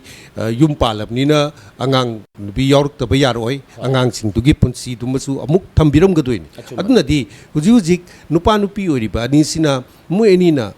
adjustment am khak tawmina ba mkak change understanding edi matam gi laiba influencing je koi theng na da bayar oi loina mak social media gi kangde ma kangde technology gi laiba sing si adu itar ga su ai khoi ani gi life sida improvement natana Tugaiba kaitarak bayabagi mami ta bayaba pot sing sti karai kadai da koi section min na bayabagi ngasi de koi yum kai palabani na ai ge babu mana tana lite ma ge basu ai na tana lite adu target ai koi ani chang na kamai to sagat min na bayabagi hai ba pot sida sida makoi ni ge adjustment amaka change hai basi maka magi film sida yam sing na mayek sing na dum utle hai tare yam nungai je oza mathang se khoi gi oza sanjita muka lakchege oza Sanjit se hojik ki si khoi gi nung onkhra thamoi si documentary grand success oirabani na makha chathajara pase khoi gi plan kari kari di lebidi bage amadi khoi gi mathang gi story si karam mong da focus to biningi habdi ahan base khoi gi Manipur society gi channel launchat kaya amar su base to biri ani subasi khoi gi story si ibira bra natraga khoi gi mathang si karam da focus to bining bage habdi makhatang phongdok pi yamna aingondadi yamna kanoma maru oiba haidai ko oja hangbiriba kanase ai ahamadadi sena kanada ai film si mathang mathang sum puthokning bagi wakhalon ti mioi ba moina sum leiram mi haitare adobu sagi imana mamana haigib su yoba adai akoi mayam society sidai da film gi lam sida mama mapandagi akoi ubo picture se sijiga akoi manung dara changa ka da de koi tho hang do ga imung changa ga padar manung dara iramba akoi picture se sisiga sagi khatang difference obo su sum lei hoi hoi ada akoi jum hojik ti khang thengna re haitare ja adona hoje hana aiji film ji kamai iduino khangam to story amadi zum sairing ama pa ba kopa warim sam ti zum hairaga zo film haiba sigi porsila kan yamna lu ba haidare adu sin bai sin ji kamai to roga thengna ni kamai to roga samjana kamai to roga haidi aina warim irega paring ma he sakhi ba su yada ba sugum mayam je hojik ti film ama khak miyam da sum tawra ka se da hojik ti khang abani na ai hojik film ji khara ire ada ai sok choi den ma ki ai film ama thu matam da miyam da ai khudol tamna na bagi da muta ai semba sab loi dai tare adu duna sangak tin ngai da di khang di sanga abani na ai mathang puthong na bai da manta ai na ji ijaba film ahum lei re hoi kala gi khutang da puthok pir o adaga mangol su oi biu haina thamjage adaga marak that na ozasi ozagi ahan basu oi bani ozasi gi full details si khangda ba kaya amusu yarong gani ozagi full introduction habadi ozagi leifam amadi ichine naunu kaya no ozasi kadai dagi no habadum tang su mayam da amutang thambiyo si jadene inga sai mamang da su ꯋꯥ ꯑꯃꯈꯛ ꯍꯥꯏꯖꯈꯤꯕꯗꯨꯗ ꯑꯩꯁꯤ ꯌꯥꯝ ꯐꯔꯛ ꯂꯩꯕ ꯃꯤ ꯑꯃ ꯑꯣꯏ ꯍꯥꯏꯇꯥꯔꯦ ꯑꯗ ꯁꯤ ꯍꯦꯛ ꯍꯥꯏꯕꯗ ꯃꯤꯅ ꯍꯦꯛ ꯇꯥꯛꯀꯥꯟꯗꯁꯨ ꯅꯨꯡꯉꯥꯏꯇꯕ ꯍꯥꯏꯗꯤ ꯃꯥꯁꯦ ꯃꯤꯅ ꯍꯪꯀꯥꯟꯗꯁꯨ ꯑꯈꯪꯕ ꯃꯤꯗ ꯍꯥꯏꯕꯤꯗꯦ ꯃꯥꯁꯦ ꯃꯣꯏꯔꯥꯡ ꯃꯆꯥꯅꯤ ꯑꯃ ꯍꯥꯏꯕꯤꯔꯛꯀꯅꯦꯕ ꯑꯩꯁꯦ ꯑꯗꯩꯗꯤ ꯃꯥꯁꯦ ꯇꯦꯔꯥꯗꯩꯅꯤ ꯑꯃ ꯍꯥꯏꯔꯛꯀꯅꯦꯕ ꯑꯗꯩ ꯀꯅꯥꯒꯨꯝꯕ ꯑꯃꯅ ꯃꯥꯁꯦ ꯈꯨꯝꯕꯣꯡꯗꯒꯤꯅꯤ ꯀꯥꯏꯅ ꯑꯃꯨꯛꯁꯨ ꯍꯥꯏꯔꯅꯦꯕ ꯑꯩ ꯑꯁꯦꯡꯕꯗꯨꯃ ꯍꯥꯏꯕꯤꯔꯣ ꯃꯣꯏꯔꯥꯡꯗ ꯑꯣꯏꯔꯁꯨ ꯑꯩꯗꯤ ꯁꯤꯗ ꯂꯩꯕꯅꯤ ꯑꯗꯨꯒ ꯑꯩꯁꯦ ꯁꯨꯃꯥꯏꯅ ꯇꯧꯕꯅꯤ ꯍꯥꯏꯕꯁꯤꯃ ꯑꯣꯖꯥꯅ ꯍꯥꯏꯕꯗ ꯑꯩ ꯑꯁꯦꯡꯕꯗ ꯍꯥꯏꯖꯒꯦꯕ ꯑꯩꯁꯦ ꯑꯩꯒꯤ ꯃꯣꯏꯔꯥꯡꯗ ꯄꯣꯛꯆꯕꯅꯦꯕ ꯃꯣꯏꯔꯥꯡ ꯉꯥꯡꯈꯠꯂꯋꯥꯏ ꯍꯥꯏꯕ ꯈꯨꯡꯒꯪꯗꯨꯗ ꯍꯥꯏꯗ ꯏꯄꯥꯅ ꯏꯃꯥꯅ ꯏꯆꯤꯟ ꯏꯅꯥꯎ ꯃꯔꯤ ꯄꯣꯛꯑꯦ ꯅꯨꯄꯥ ꯉꯥꯛꯇ ꯑꯗꯨꯒꯤ ꯃꯅꯨꯡꯗ ꯑꯩꯅ ꯑꯅꯤꯁꯨꯕꯅꯦꯕ ꯑꯗ ꯏꯆꯤꯟ ꯏꯅꯥꯎ ꯃꯔꯤꯁꯤ ꯃꯅꯨꯡꯗ ꯑꯩꯅ ꯑꯅꯤꯁꯨꯕꯅꯤ ꯃꯣꯏꯔꯥꯡꯗ ꯑꯩ ꯌꯨꯝ ꯀꯩ ꯄꯥꯟꯕ ꯐꯥꯎꯁꯦ ꯑꯩ ꯃꯣꯏꯔꯥꯡꯗ ꯄꯨꯟꯁꯤ ꯂꯦꯟꯈꯤ ꯑꯗꯨꯒꯤ ꯃꯇꯨꯡꯗ ꯑꯩꯅ ꯌꯨꯝ ꯀꯩ ꯄꯥꯜꯂꯕ ꯃꯇꯨꯡꯗ ꯑꯩꯁꯤ ꯀꯩꯅꯣꯗ ꯍꯥꯏꯗꯤ ꯁꯤꯗ ꯃꯐꯝ ꯏꯝꯐꯥꯜꯁꯤꯗ ꯂꯥꯛꯑꯀꯥꯟꯁꯤꯗ ꯑꯩꯁꯤ ꯍꯤꯡꯅꯕꯒꯤ ꯂꯝꯕꯤ ꯊꯤꯔꯀꯥꯟꯁꯤꯗ ꯑꯩ ꯏꯝꯐꯥꯜꯗ ꯂꯩꯔꯛꯑꯦ ꯍꯥꯏꯇꯥꯔꯦ ꯑꯗꯨꯒ ꯏꯝꯐꯥꯜ ꯂꯩꯔꯛ ꯃꯇꯝꯁꯤꯗꯩꯗ ꯑꯩ ꯇꯦꯔꯥ ꯕꯖꯥꯔ ꯍꯦꯛ ꯃꯅꯤꯡꯁꯤꯗꯩꯗ ꯑꯩ ꯂꯩꯔꯛꯑꯦ ꯂꯝ ꯂꯧꯔꯒ ꯑꯗꯨ ꯌꯨꯝ ꯁꯥꯔ ꯂꯩꯔꯛꯑꯦ ꯑꯩꯅ ꯍꯧꯖꯤꯛꯀꯤ ꯂꯩꯔꯤꯕ ꯑꯩꯅ ꯁꯦꯟ ꯄꯥꯏꯗꯕꯗꯣ ꯃꯗꯨꯗ ꯑꯩꯁꯤ ꯉꯁꯥꯏ ꯀꯩꯅꯣ ꯃꯣꯏꯔꯥꯡꯗꯒ ꯃꯃꯥꯀꯣ ꯃꯣꯏꯔꯥꯡꯗꯒ ꯄꯥꯛ ꯆꯥꯎꯕ ꯖꯒꯥꯗꯣ ꯄꯥꯠ ꯀꯨꯝꯅꯤꯡꯉꯦ ꯀꯨꯝꯕ ꯆꯤꯡ ꯀꯥꯅꯤꯡꯉꯦ ꯀꯥꯎꯕ ꯑꯗꯨꯃꯥꯏꯅ ꯇꯧꯔꯒ ꯂꯩꯔꯛꯄꯅꯤꯅ ꯄꯥꯛ ꯆꯥꯎꯕ ꯖꯒꯥ ꯂꯩꯔꯛꯄꯅꯤꯅ ꯑꯩꯈꯣꯏ ꯑꯄꯤꯛꯄ ꯖꯒꯥꯗ ꯂꯩꯀꯥꯟꯗ ꯑꯩꯉꯣꯟꯗ ꯅꯨꯡꯉꯥꯏꯇꯕ ꯑꯃ ꯍꯥꯏꯇꯥꯔꯦꯅꯦ ꯑꯩꯈꯣꯏꯒꯤ ꯑꯉꯥꯡ ꯑꯣꯏꯔꯤꯉꯩꯗꯤ ꯍꯤꯡꯉꯛ ꯄꯨꯟꯁꯤꯗꯣ ꯐꯪꯗꯕ ꯑꯃ ꯂꯥꯛꯑꯦ ꯍꯥꯏꯇꯥꯔꯦ ꯁꯨꯃꯥꯡ ꯍꯦꯛ ꯌꯥꯎꯗꯒꯨꯝ ꯇꯧꯀꯣ ꯑꯁꯤꯁꯨ ꯅꯨꯡꯉꯥꯏꯔꯛꯇꯕꯗꯤ ꯑꯩꯅ ꯄꯩꯁꯥ ꯃꯌꯥꯝ ꯄꯥꯏꯕ ꯑꯣꯏꯔꯒꯗꯤ ꯂꯧ ꯑꯆꯧꯕ ꯑꯃ ꯂꯩ ꯁꯨꯃꯥꯡꯒꯥꯗꯣ ꯐꯖꯅ ꯊꯝꯖꯤꯟꯕ ꯌꯥꯏꯗꯣ ꯑꯗꯣ ꯄꯩꯁꯥ ꯄꯥꯏꯗꯕꯅꯤꯅ ꯁꯨꯃꯥꯡ ꯍꯥꯏꯗꯤ ꯂꯝ ꯃꯆꯥ ꯑꯃ ꯂꯩꯕꯗꯨꯗꯤ ꯁꯨꯃꯥꯡ ꯊꯝꯕꯔꯗꯤ ꯌꯨꯝ ꯀꯥꯏ ꯁꯥꯅꯤ ꯑꯗꯨꯝ ꯅꯨꯡꯉꯥꯏꯔꯛꯇꯕꯗꯒꯤ ꯑꯃꯨꯛ ꯑꯩꯁꯦ ꯀꯩꯗꯧꯋꯦ ꯍꯥꯏꯀꯥꯟꯗ ꯈꯨꯝꯕꯣꯡ ꯍꯥꯏꯇꯥꯔꯦꯀꯣ ꯈꯨꯝꯕꯣꯡ ꯃꯈꯥ ꯂꯩꯀꯥꯏꯁꯤꯗꯩꯗ ꯂꯝ ꯑꯃ ꯂꯧꯔꯀꯥꯟꯗꯩꯗ ꯑꯩ ꯑꯗꯩꯗ ꯍꯧꯖꯤꯛꯁꯦ ꯑꯩ ꯈꯨꯝꯕꯣꯡ ꯃꯈꯥ ꯂꯩꯀꯥꯏꯗ ꯑꯩ ꯌꯨꯝ ꯏꯪꯈꯣꯜ ꯂꯩꯔꯒ ꯑꯗꯨꯃꯥꯏꯅ ꯂꯩꯖꯔꯦ ꯍꯥꯏꯇꯥꯔꯦ ꯁꯨꯃꯥꯡ ꯌꯥꯎꯅ ꯁꯨꯃꯥꯡ ꯌꯥꯎꯅ ꯑꯗꯨꯃꯥꯏꯅ ꯇꯧꯋꯦ ꯑꯗꯨꯒ ꯑꯩꯅ ꯐꯤꯂꯝꯁꯤꯒꯤ ꯑꯣꯏꯅ ꯍꯥꯏꯗꯤ ꯀꯩꯅꯣ ꯍꯥꯏꯇꯥꯔꯦꯀꯣ ꯃꯇꯥꯡ ꯑꯃꯈꯛꯇꯪꯗꯤ ꯑꯩ ꯄꯟꯖꯅꯤꯡꯕ ꯑꯃꯈꯛꯇꯪꯗꯤ ꯂꯩꯌꯦ ꯍꯣꯔꯦꯟ ꯀꯩꯒꯨꯝꯕ ꯌꯥꯎꯔꯛꯄꯁꯨ ꯌꯥꯏꯀꯣ ꯌꯥꯎꯔꯛꯇꯕꯁꯨ ꯌꯥꯏ ꯍꯥꯏꯇꯥꯔꯦ ꯑꯗꯣ ꯑꯩ ꯅꯤꯡꯁꯤꯡꯉꯤꯁꯤ ꯑꯩ ꯄꯟꯖꯍꯧꯒꯦ ꯍꯥꯏꯇꯥꯔꯦꯀꯣ ꯑꯩ ꯐꯤꯂꯝꯁꯤꯗꯩꯗ ꯅꯨꯡ ꯑꯣꯟꯈ꯭ꯔꯕ ꯊꯃꯣꯏ ꯍꯥꯏꯁꯤꯗꯩꯗ ꯃꯌꯥꯝꯅ ꯑꯁꯨꯃꯥꯏꯅ ꯇꯧꯕꯤꯔꯛꯀꯅꯤ ꯀꯥꯏꯁꯦ ꯈꯜꯂꯨꯗꯕ ꯃꯑꯣꯡꯗ ꯐꯤꯂꯝꯁꯤ ꯃꯌꯥꯝꯅ ꯄꯥꯝ ꯌꯦꯡꯕꯤꯔꯀꯥꯟꯁꯤꯗꯩꯗ ꯑꯩꯉꯣꯟꯗ ꯌꯥꯝ ꯇꯠꯇꯅ ꯀꯣꯜ ꯑꯃ ꯂꯥꯛꯑꯦ ꯁꯤ ꯌꯥꯝ ꯅꯨꯡꯉꯥꯏꯇꯕ ꯑꯃ ꯑꯣꯏꯔꯦꯕ ꯀꯩꯒꯤꯅꯣ ꯍꯥꯏ ꯀꯥꯟꯁꯤꯗ ꯐꯤꯂꯝꯁꯤ ꯍꯦꯛ ꯌꯦꯡꯕ ꯑꯩꯒꯤ ꯃꯣꯕꯥꯏꯜ ꯅꯝꯕꯔꯁꯦ ꯌꯨꯇꯨꯕꯇ ꯍꯥꯞꯄꯅꯤꯅ ꯌꯨꯇꯨꯕꯁꯤꯗ ꯐꯤꯂꯝꯁꯤꯒꯤ ꯀꯣꯟꯇꯦꯛ ꯑꯃ ꯅꯠꯇ꯭ꯔꯒꯅ ꯀꯩꯒꯨꯝꯕ ꯑꯃ ꯂꯥꯛꯀꯥꯟꯗꯩꯗ ꯑꯩꯒꯤ ꯃꯣꯕꯥꯏꯜ ꯅꯝꯕꯔꯁꯤꯗ ꯁꯨꯝ ꯇꯧꯔꯛꯑꯦꯕ ꯑꯍꯤꯡꯁꯨ ꯇꯧꯔꯛꯏ ꯑꯗꯨꯒ ꯃꯇꯝ ꯈꯪꯗꯅ ꯁꯨꯝ ꯇꯧꯔꯛꯑꯦꯕꯀꯣ ꯇꯧꯔꯛꯄ ꯀꯥꯟꯁꯤꯗꯩꯗ ꯃꯌꯥꯝꯒꯤ ꯀꯃꯦꯟ ꯍꯥꯏꯇꯥꯔꯦꯅꯦ ꯃꯌꯥꯝꯒꯤ ꯀꯃꯦꯟꯁꯤ ꯁꯤꯗꯩꯗ ꯑꯩꯅ ꯌꯥꯝꯅ ꯀꯩꯅꯣ ꯇꯧꯕ ꯊꯃꯣꯏꯗ ꯄꯥꯟꯕ ꯈꯛ ꯂꯩꯔꯦ ꯍꯥꯏꯇꯥꯔꯦ ꯁꯤ ꯃꯃꯥ ꯍꯣꯏꯁꯦ ꯑꯥꯔꯇꯤꯁꯅꯤꯅ ꯑꯗꯩ ꯏꯌꯥꯝꯕ ꯍꯣꯏꯁꯦ ꯑꯥꯔꯇꯤꯁꯅꯤꯅ ꯃꯣꯏꯗꯤ ꯁꯨꯝ ꯈꯪꯉꯝꯃꯅꯦꯕ ꯑꯥꯔꯇꯤꯁ ꯍꯥꯏꯁꯦ ꯀꯩꯅꯣ ꯍꯥꯏꯀꯥꯟꯗꯩꯗ ꯁ꯭ꯀ꯭ꯔꯤꯞꯇꯨꯅ ꯄꯨꯔꯤꯕ ꯃꯥꯏꯀꯩꯗꯨꯗ ꯍꯦꯛꯇ ꯚꯥꯕꯣꯛꯁꯤꯒꯤ ꯊꯃꯣꯏ ꯇꯁ ꯇꯧꯅ ꯆꯠꯄ ꯉꯝꯕꯁꯦ ꯃꯁꯤꯅꯦꯕ ꯉꯁꯥꯏꯒꯤ ꯃꯌꯥꯝꯅ ꯐꯨꯜ ꯑꯥꯔꯠ ꯇꯧꯕ ꯃꯁꯥꯒꯤ ꯑꯥꯔꯇꯤꯁ ꯍꯥꯏꯅ ꯂꯥꯛꯏꯁꯦ ꯃꯥꯒꯤ ꯑꯣꯏꯕ ꯉꯁꯥꯏꯒꯤ ꯃꯤꯌꯥꯝꯁꯤꯅ ꯐꯠꯇꯕ ꯁꯥꯏꯗ ꯑꯃꯤꯁ ꯄꯨꯔꯤꯁꯤ ꯑꯩꯈꯣꯏ ꯍꯥꯠꯅꯤꯡꯕ ꯁꯤꯅꯦꯃꯥ ꯌꯥꯎꯋꯦ ꯍꯥꯏꯇꯥꯔꯦꯀꯣ ꯑꯗꯣ ꯑꯣꯖꯥ ꯍꯣꯏꯅ ꯏꯊꯣꯔꯛꯄꯗꯣ ꯑꯥꯔꯇꯤꯁꯁꯤꯅ ꯊꯋꯥꯏ ꯍꯥꯞꯇꯣꯏꯅꯦꯕ ꯑꯗꯒꯤꯗꯤ ꯀꯔꯤꯒꯨꯝꯕ ꯑꯃ ꯇꯧꯒ ꯍꯥꯏ ꯀꯥꯟꯗ ꯃꯥꯟꯗꯕꯁꯨ ꯁꯨꯝ ꯌꯥꯎꯔꯤꯅꯦꯕ ꯑꯗꯣ ꯍꯦꯟꯆꯟꯅ ꯃꯥꯟꯕꯁꯦ ꯍꯦꯟꯖꯤꯟꯅ ꯃꯥꯟꯕꯁꯤ ꯑꯩꯈꯣꯏ ꯂꯤꯂꯥꯗꯒꯁꯨ ꯃꯌꯥꯝ ꯁꯨꯝ ꯊꯦꯡꯅꯅꯤ ꯈꯨꯄꯥꯡ ꯊꯥꯏꯒ ꯍꯥꯏꯕ ꯁ꯭ꯇꯦꯖꯇ ꯀꯨꯝꯊꯔꯛꯄ ꯈꯨꯄꯥꯡ ꯊꯥꯕ ꯌꯥꯎꯔꯤꯅꯦꯕ ꯍꯧꯖꯤꯛꯁꯨ ꯌꯨꯇꯨꯕꯇ ꯂꯩꯕꯗ ꯑꯩꯈꯣꯏꯒꯤ ꯀꯩꯅꯣ ꯄꯨꯌꯥꯃꯩ ꯊꯥꯕ ꯍꯥꯏꯕ꯭ꯔꯥ ꯀꯩꯅꯣꯃ ꯑꯩꯈꯣꯏꯒꯤ ꯐꯤꯂꯝ ꯂꯤꯂꯥ ꯑꯃ ꯁꯨꯃꯥꯡ ꯂꯤꯂꯥ ꯀꯩꯅꯣꯗ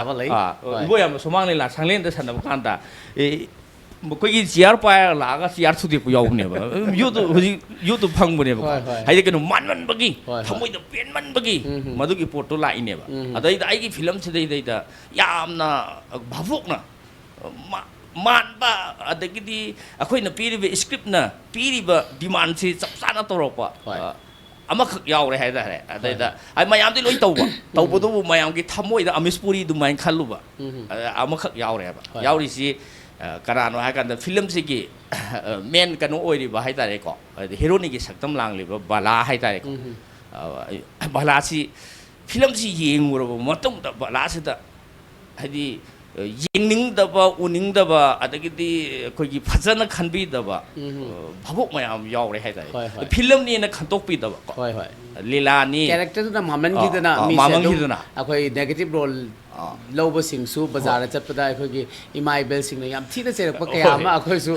ꯄꯥꯎ ꯀꯌꯥ ꯑꯃ ꯇꯥꯖꯩ ꯍꯥꯏꯕꯗꯤ ꯑꯥꯔꯇꯤꯁꯇꯗꯤ ꯑꯗꯨ ꯌꯧꯔꯕꯅꯤ ꯃꯥ ꯄꯥꯜꯂꯕꯅꯤ ꯑꯗꯨꯅ ꯉꯁꯥꯏꯒꯤ ꯃꯥꯒꯤ ꯔꯣꯜꯗꯨ ꯊꯋꯥꯏ ꯍꯥꯞꯄꯗꯨ ꯑꯗꯨꯛꯀꯤ ꯃꯇꯤꯛ ꯀꯟꯃꯟꯈꯤꯗꯅ ꯑꯁꯦꯡꯕ ꯑꯣꯏꯅ ꯎꯁꯜꯂꯛꯏꯅꯦꯕ ꯍꯣꯏ ꯃꯗꯨꯗ ꯍꯧꯖꯤꯛꯁꯤ ꯑꯩꯈꯣꯏꯒꯤ ꯏꯆꯟ ꯕꯂꯥ ꯍꯥꯏꯇꯥꯔꯦꯀꯣ ꯏꯆꯟ ꯕꯂꯥꯁꯤ ꯐꯤꯂꯝ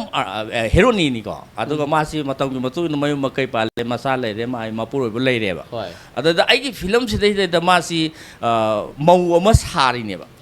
ꯑꯗꯨ ꯃꯥꯒꯤ ꯑꯣꯏꯕ ꯑꯁꯦꯡꯕ ꯔꯦꯜ ꯂꯥꯏꯐ ꯍꯥꯏꯔꯒꯗꯤ ꯃꯥꯏ ꯅꯨꯄꯥ ꯂꯩꯖꯔꯤꯅꯤ ꯃꯥꯏ ꯃꯆꯥ ꯂꯩꯖꯔꯤꯅꯦꯕ ꯁꯣꯝꯒꯤꯁꯦ ꯅꯨꯡ ꯑꯣꯡꯈ꯭ꯔꯕ ꯊꯃꯣꯏꯗꯤ ꯑꯣꯡꯂꯤ ꯐꯤꯂꯝꯅꯦꯕ ꯑꯗ ꯐꯤꯂꯝꯁꯤꯗꯩꯗ ꯃꯥꯅ ꯃꯥꯒꯤ ꯃꯄꯨꯔꯣꯏꯕꯕꯨ ꯃꯤꯔꯥꯏꯕ ꯃꯆꯥꯕꯨ ꯃꯤꯔꯥꯏꯕ ꯑꯗꯨꯒꯨꯝꯕꯒꯤ ꯌꯥꯝꯅ ꯑꯩꯈꯣꯏꯗꯤ ꯃꯦꯁꯦꯖ ꯑꯣꯏꯅ ꯄꯤꯕꯅꯤꯅ ꯃꯦꯁꯦꯖꯁꯤ ꯎꯔꯀꯥꯟꯗꯩꯗ ꯚꯥꯕꯣꯛꯅ ꯏꯆꯟ ꯕꯂꯥꯗ ꯍꯥꯏꯇꯥꯔꯦꯀꯣ ꯂꯥꯟꯅ ꯈꯟꯕꯁꯦ ꯁꯤꯃ ꯈꯛꯇꯪꯗꯤ ꯈꯟꯕꯤꯒꯅꯨ ꯃꯁꯤꯗꯤ ꯑꯩꯈꯣꯏꯅ ꯏꯖꯔꯨꯕ ꯁ꯭ꯇꯣꯔꯤꯁꯤꯒꯤ ꯁ꯭ꯀ꯭ꯔꯤꯞꯇꯨꯅ ꯗꯤꯃꯥꯟ ꯇꯧꯔꯛꯄꯗꯣ ꯃꯥꯅ ꯆꯞ ꯆꯥꯅ ꯄꯤꯕꯤꯕꯅꯤ